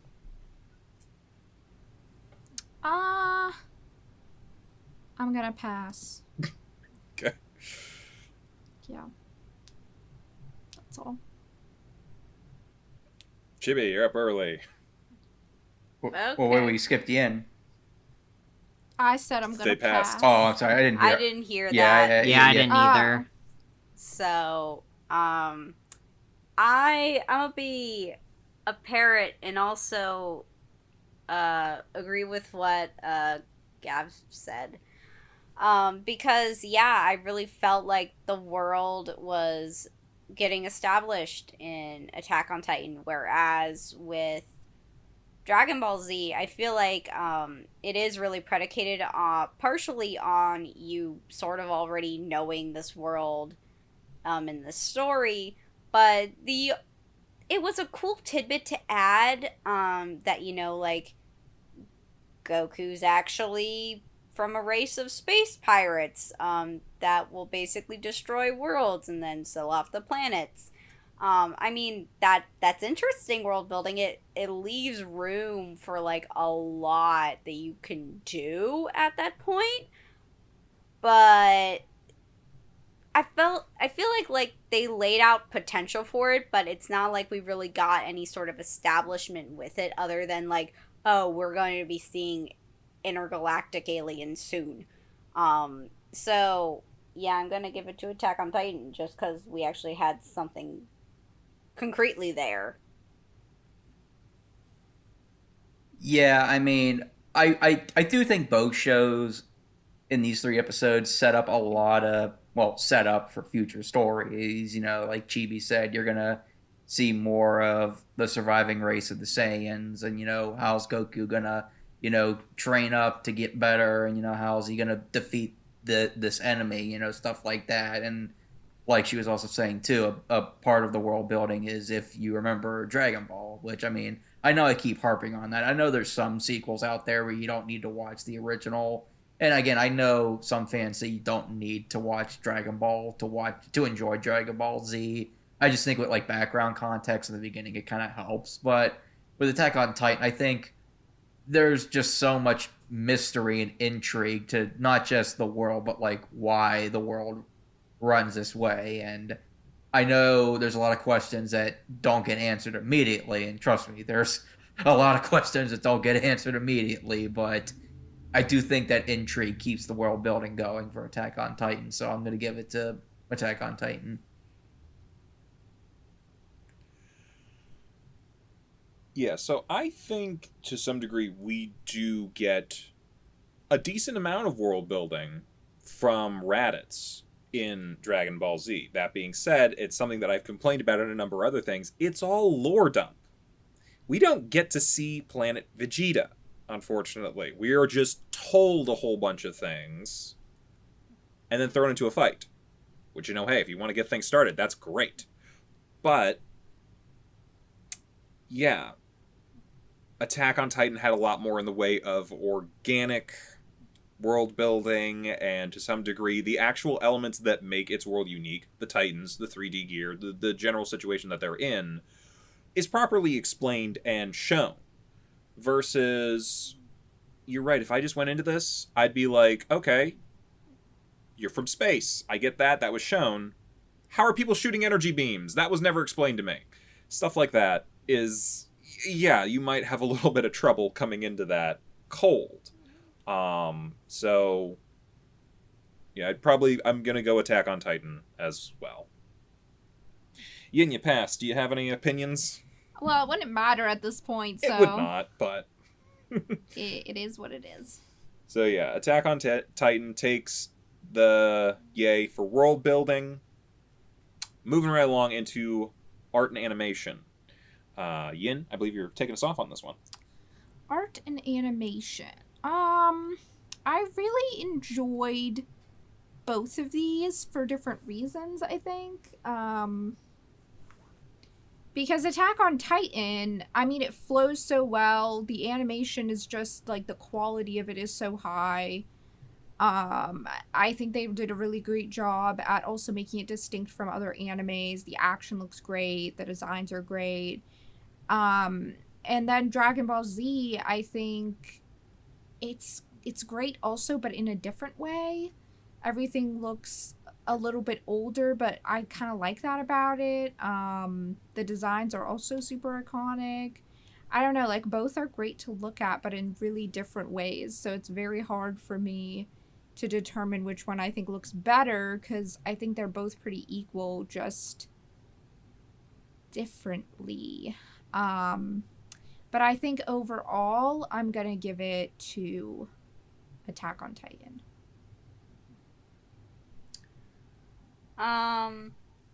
So honestly, for DBZ, as a show that came out in the late 80s, early 90s, I feel like the animation for that time, like, still holds up, like, well today. I will say, though, that Attack on Titan was just, like, mind-blowing to, like, see for the first time, like, the art style and everything. And wow, there isn't really a whole lot of, like, really distinct character designs like DBZ with, like, the outfits, because they all wear, like, a uniform. I definitely feel like, as far as, like, their character facial designs and, like, at least the Titan designs, they're, like, very aesthetically creepy, and they, like, get you right there. Like, at least the ones that are really meant to, they, like, will either strike fear or dread or whatever emotion they are supposed to evoke in the proper moment. And sometimes they're just meant to be silly, which I feel like they also nail on the head quite a bit as well. So, yeah, I'm also going to have to give it to Attack on Titan. This is just one of those kind of unfair categories where you're comparing a 2013 show with a 1989 show. I will say, I mean, with DBC, I mean, as far as, the characters and the look, I mean, it pretty much set the tone for the modern shonen. I mean, technically, I think Fist of the North Star came well, actually, I don't know what came first between Dragon Ball and Fist of the North Star. I'd have to look that up, but, like, those two were... I want to say Fist of the North Star came out first. But, like, those two were, like, I will double check that. Yeah, but those two were, like, the origins of, like, the modern shonen, and then Attack on Titan just kind of, like... It's so weird because, like, I would almost want to give it to Attack on Titan because it took the shonen genre in such a unique way, but at the same time, DBZ, was like a pioneer of the shonen. You want to, pay tribute to that. So I'm gonna I'm going to use my passer right now. I am gonna go. By the way, I looked it up. Fist of the North Star, the first, I think, came out a couple years before Dragon Ball Z did. Okay. But I'm gonna go with Dragon Ball Z on this one. And yes, I do think to some degree, Attack on Titan looks a lot smoother. And I think both of them have good character design and overall the design of everything. I think they both work in their respective shows, and that's great. We talk about how mind-blowing a lot of the animation is in Attack on Titan. But I feel like a lot of that has to do with impractical Spider-Man dancing. Or Spider-Man sword fighting. Which really, we didn't get to see a whole lot of in these first 3 episodes. We really only saw one scene, and it wasn't even a great showcase of it, to be honest, compared to what I know is later. Versus, we do get a good look at the fights and action in Dragon Ball Z, and despite being over 3 decades old, still holds up. And that is really impressive to me, so I have to give it to Dragon Ball Z on that one. I just like with the fights and everything from Dragon Ball, and then with the like art style, I think, which I just personally enjoy the art style of like Dragon Ball Z better than I do Attack on Titan. I'd give it to Dragon Ball Z. Oh shit. We got a tie. Envy. Come back with the... See what happens when you pass? You see what happens? I know, damn it. Oh, fuck. Oh, this is so tough. Oh. Okay. Character design, I'll give it to Dragon Ball. Background design and world design, I'll give it to Attack on Titan. Animation...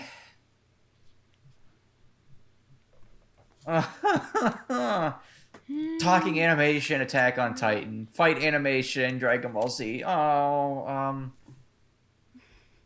Talk animation is on the same level as fight Well, I'm animation. trying to break it down into different categories, damn it. Okay.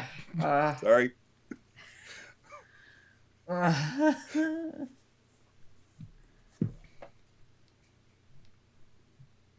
I'll say... I'm so sorry about this.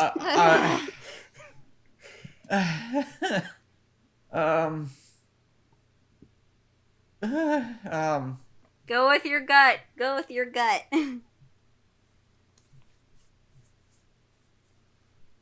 I'll just say this.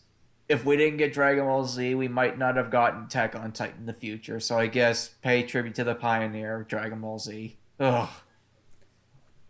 And Dragon Ball Z takes art and animation over Attack on Titan. Damn, now I know how Yin felt last week. Wait, what was that for you? Picking between Inuyasha, like the very last category. I feel like everyone at this point has had a pass that has turned into a tiebreaker at some point. I feel like rite of passage at this point. Anyway, let's go into sound and dubbing. Shit, we bounced around. Who's leading us off on this? You, or me, I think. Wait. No, is it Chibi? No. Chibi. Yeah. Is it me? I think it's Yin me. started us for art and animation. Yeah. Okay. So for dubbing and sound, I will say, while Attack on Titan definitely had the better score, I definitely preferred the dubbing in DBZ more because I didn't really have any complaints about it, even though I didn't really remember any of like the sick guitar riffs that Al was talking about. You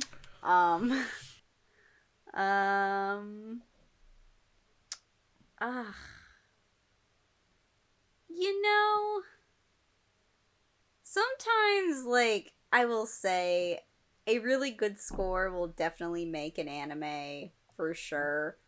But sometimes it is, like, the dubbing that will actually fully sell me on it, because I will not be able to tolerate watching good chunks of it if I can't tolerate the voices. So, I'm gonna have to give it to DBZ on this one. Yeah, I'm pretty much the same mindset as Chibi. I mean, the music in Attack on Titan's incredible, and if we were just comparing the music, I'd give it to Attack on Titan easily. But obviously, we've got to compare dubbing, and I really enjoyed the dubbing for DBZ, and I kind of enjoyed the dubbing for Attack on Titan, but I'd rather watch the sub, so DBZ.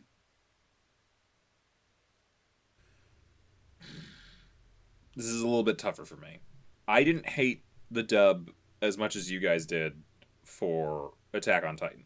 I don't think. It didn't do anything for me, but it didn't hurt me. DBZ, I was fine with for the most part. I enjoyed some people a little bit, but what it came down a lot for me was the scores for both of these.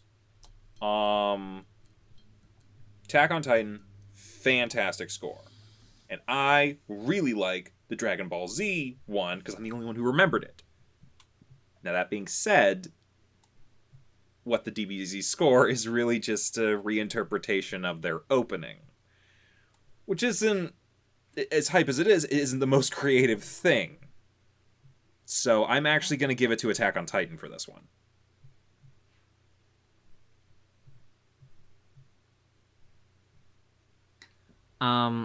So I just liked everything about the sound in DBZ better than Attack on Titan. So I'd give it to Dragon Ball Z.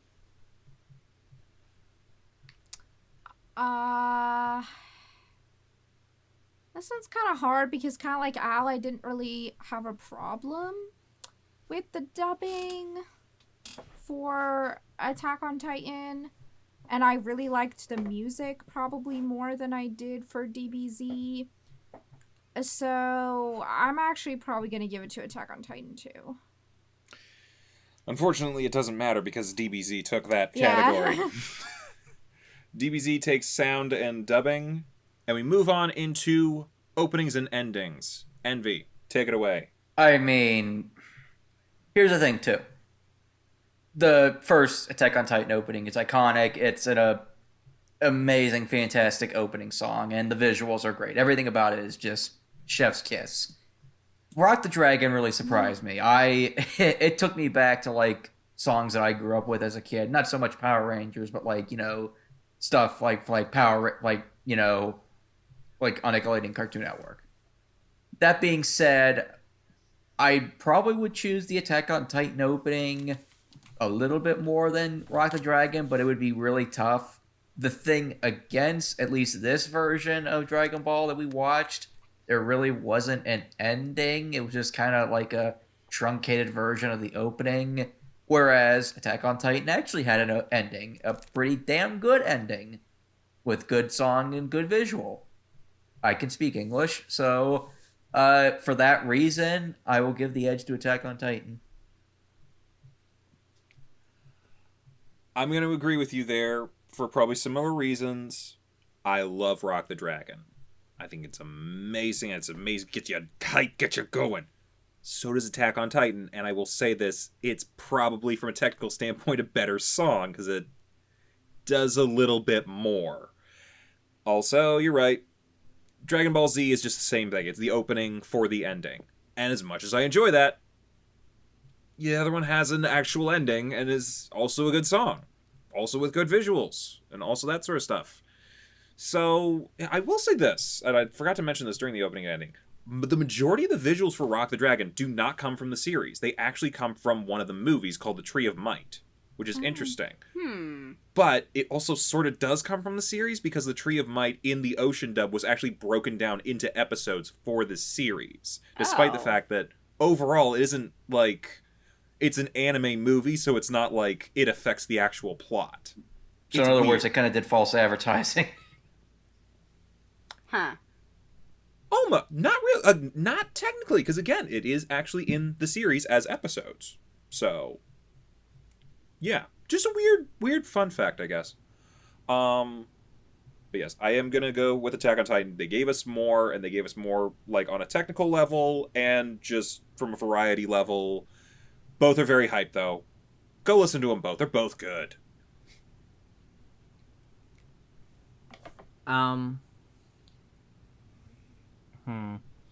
I think I gotta go with Attack on Titan on this one, just because the opening's just so banger. Like, it really just gets you going. I don't know. Like, it's just very good. Not to say that, you know, like, Dragon Ball Z's isn't, like, fun and stuff, because it is. But it's just, like, Attack on Titans is just so good, and then its ending's good, too. Whereas, like, the ending for Dragon Ball Z was just, like, the same. So, I'd have to go with Attack on Titan. Yeah, I'll just echo what you guys said and go with Attack on Titan. Same. Well, that looks like Attack on Titan takes that. And if you've been keeping score at home, kids, you'll know that we're all tied up. Again. Knew it. Wow. Yeah. This keeps happening. Well, it hasn't happened as often as I thought it would. Plot went to Attack on Titan. Characters went to Dragon Ball Z. World building, Attack on Titan. Art and animation, DBZ. Sound and dubbing, DBZ. Opening ending, Attack on Titan. We move into the final thoughts to see who's going to end up on top today. I'm leading us off. Okay. These are both good shows. And I know this is going to sound like I am being tainted by my nostalgia. We knew it. But I'm going to go with Blue Exorcist. I'll tell you what. I'm going with Dragon Ball Z.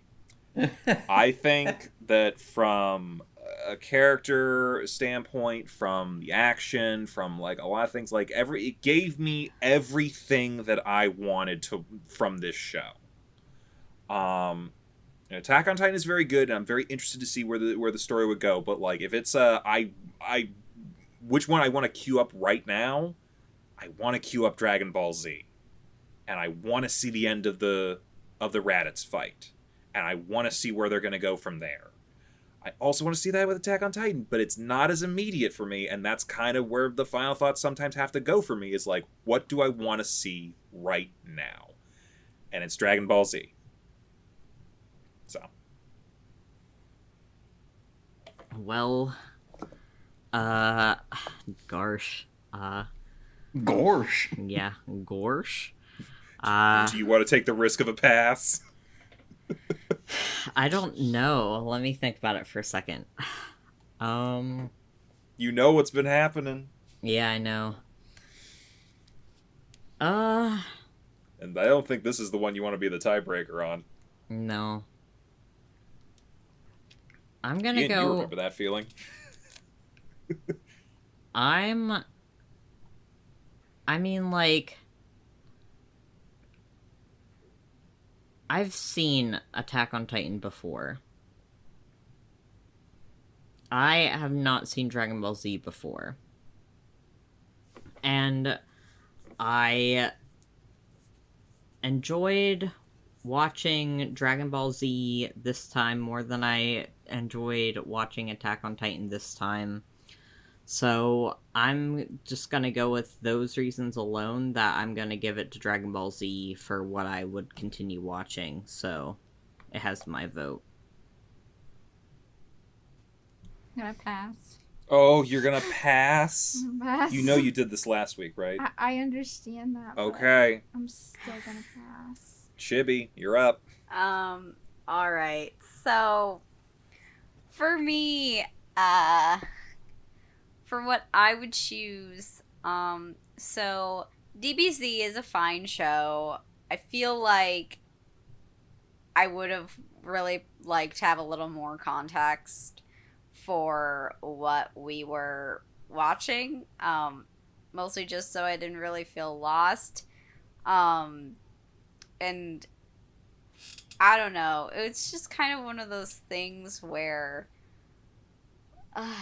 like, I don't know. Like, and I don't really feel like I'm leaning into nostalgia for this, because, like, I've already seen Attack on Titan. But as far as, like, what felt like it was getting itself going, Attack on Titan felt like it was moving places, and I know, like, DBZ was also, like, was still moving. It's not like it wasn't moving. It definitely was. It's just the fact that, like, it's a shonen. It's a traditional shonen. It's gonna move a bit slowly. And you know me, for shows, I prefer something a little more fast-paced, especially for something that's gonna have a lot of action. And I know DBZ has a lot of action in it. It's just the fact that I know these fights can take a long time. And I'm not about to sit around and watch a very long fight get dragged out for multiple episodes. So I'm probably just gonna have to give it to Attack on Titan. I do agree with what Al said earlier that, the ending of episode 3 of DBZ was definitely more immediate. Like, you want to see the immediate of what happened afterwards. Like, holy shit, is Goku going to die? Is Raditz going to be defeated? What's going to happen? So, yeah, I do agree. But at the same time, I felt the world mystery and tension of Attack on Titan was more interesting to me than DBZ. Again, not saying that DBZ was bad at all. And I think I would enjoy Attack on Titan more in the long haul. Which means I'm giving the point to Attack on Titan, and for the second week in a row, Yin decides the round and... What have we learned here today? Don't pass. You are going to be the deciding vote. Why? Do people do it on purpose? I couldn't have done it on purpose. I went first, so you cannot blame me for this. Understand. Everybody else is a little suspect, but... Okay. I'm going to be completely honest. I knew as soon as Yin passed, I knew it was going to come down to them again, because I knew what me and Chibi were going to vote. So... Fuck. Yeah, All I was like, I'm like, oh no. Oh no. Ugh. Well, this is how it's gotta be. And the reason I was passing once again is because I don't have much of a preference. Mostly this time it's because the shows are so different, and I think they're seeking to accomplish such different things that it's almost impossible for me to really compare which one I find a better, because I think they're both doing well at their respective things. So this is really rough for me. And it might once again, just like last week, come down to I've seen Attack on Titan, haven't seen Dragon Ball Z. I mean, I've seen bits and pieces of it, but I've never seen it quite like this, where I watched the episodes in order. So... maybe in a way I was more interested in watching more of Dragon Ball Z at the end because of that. I also think, it is a classic shonen, and sometimes I do feel interested in seeing what came before to understand more about, like, what comes later, like, what makes things like Attack on Titan. So I think I'm going to give it to Dragon Ball Z this time. And with that, the granddaddy of them all, Dragon Ball Z, takes the win in the final first cycle of the Shonen Showdown. Takes down Attack on Titan, and it will move on to fight in the quarterfinals against Inuyasha. In the meantime, though, I feel like Envy, you're going to be the gusher today, right? Yeah, I guess so. I have technically watched Attack on Titan the longest out of everybody. I guarantee will say, you, had DBZ not made it, I would take another half hour just to talk about some Yeah. stuff. So I mean, I would Let her rip. assume so. I mean, Yeah. it's kind of hard for me to gush because everything I would gush about is massive spoilers. Like, well, you know, like, I think to some degree, everyone's basically seen season 1 at this point. I feel like Okay. that's pretty safe territory. Okay. Spoiler alert for anybody in the comment section who hasn't seen Attack on Titan, at least up to season 1. So you've been warned. So obviously, with season 1, we ended with Eren fighting Annie, the female Titan, and then he defeated her, and then we find out, holy shit, there's Titans in the walls. Season 2 kind of builds off of that a little bit, but season 2 is mainly them dealing with more abnormal Titans. Like, you get a giant Titan that's a giant-ass ape called Yep. the Beast Titan. Yep, he You shows up and he's fucking freaky. Oh, Yep. God. You get more information on who the Armored and Colossal Titans are, and you Yep. get another Titan called the Jaw Titan. Uh-huh. So basically, you get more about the history of the Titans themselves and more. It's a very personal season for Eren, although I don't think, again, he's not that interesting of a protagonist. At least setup wise, he is. Personality wise, not so much. I'll be completely honest. I don't like season 2 as much as season 1. I know that's a very unpopular opinion. The theme song to season 2 is my favorite in the entire series, even more than the first and second OP. I freaking love. That's high praise. Wow. Yeah, OP number 3 is easily my favorite in the series. It's so good. But yeah, I it gotta ended up. ask. Can I ask something real quick of the group? Yes. Because I feel like I'm in the minority here. What's Am that? I one of the few people who likes the second opening? I mean, I also like Better the than the second first one? opening. I don't like it more, but I do like it. Yeah, it's Song okay. I've just said that before. And people were like, "What? You like that one?" I like the song So more ass- than the first song, but visual wise, I think the first one's better personally. But then season 3, like on Mal, my anime list, I gave the first season a 9. I gave the second season an 8. Season 3, I gave both halves a 10. Season 3 is where the show goes to like full legendary territory for me. Like, basically, Is it because season it gets? 3. Is that go because ahead. it gets more political? Is that Well- around that time, or is it well, because it gets the f- more intrigue? Well, yes and yes. They kind of coincide, wouldn't they? Well, depends. Depends the f- on which parts of the series that I know are coming up or what we're talking Okay, about. the first half of season 3 is the You guys are political. gonna start talking in such vague speak. I'm not gonna understand anything. Well, that's why I'm not trying to do spoilers. But the first half of season 3 is basically what you was saying, the political stuff. And you know what? As someone who's normally not a big political fan, they made the political stuff interesting, and they do more backstory on the history of the very first Titan ever. Season 3, part 2, the first half of the second half is just pure action, like some of the best action in the entire series, like some of the best action I've ever seen. And then the rest of season 3, you were talking about, Yin, about backstory of the Titans, backstory of the world. That's where you get everything answered. And Yeah. it's to say it's a twist and that it's eye-opening would be an understatement. It completely floored me, but in a good way. I was like, holy shit.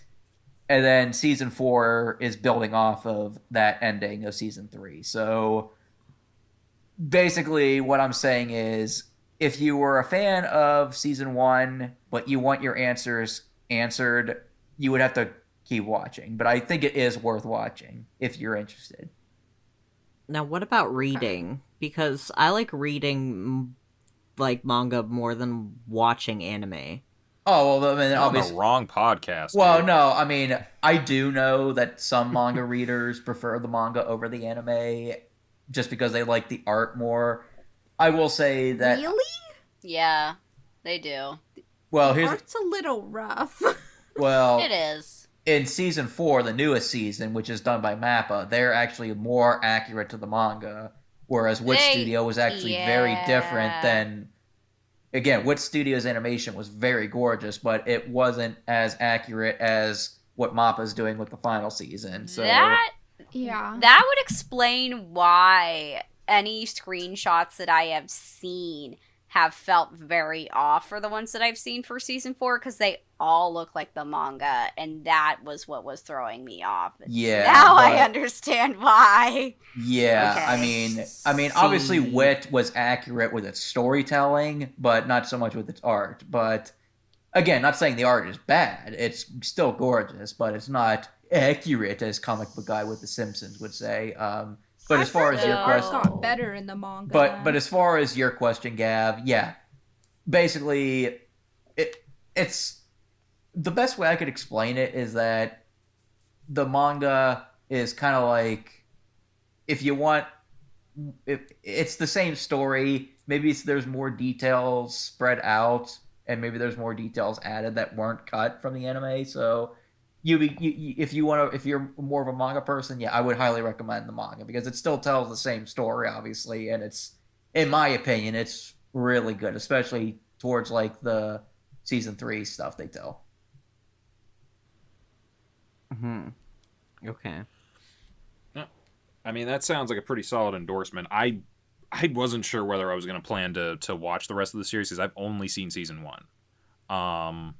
But I might have to check it out at this point. I will say that as someone who has read a decent portion of the manga past season 1, I will say that, like, while I did get bored, but that's because I, like, read a lot of it all in one sitting, that it does get pretty interesting, and granted, it does also get a little convoluted, but I will say that it kind of, like, goes in a bit of an interesting direction. Once we get past, like, a lot of other political things that are going on right now. Yeah, like once it gets into the full backstory and shows what the world of Attack on Titan is, not only does it completely change the dynamic of the series, it makes you go back and think about the stuff that happens in season 1 or early in the manga and makes you see it in a whole new light. It's like, okay, that makes sense, or holy shit, holy crap, that actually is interesting how that kind of lines up. Right, well, I'm probably going to have some homework to do in regard to that. But we also have other things of homework, because next week starts the quarterfinals for Shonen Showdown. We're seeing the winners of the first round go up against each other. And so that means next week we're starting with One Piece versus Jujutsu Kaisen. Oh boy. I feel so After bad which for it'll One Piece. be... I do too. Hey, nothing is a foregone conclusion. There would have been plenty of people who might have said that, hey, Attack on Titan would have easily beaten DBZ. You never know what's going to happen. After that, we got My Hero Academia versus Demon Slayer. That's where all the blood's going to be shed.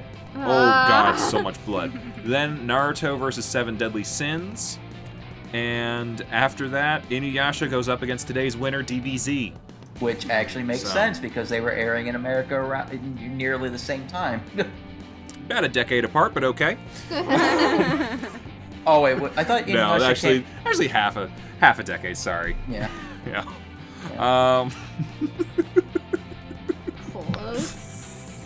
Anyway, look forward to that.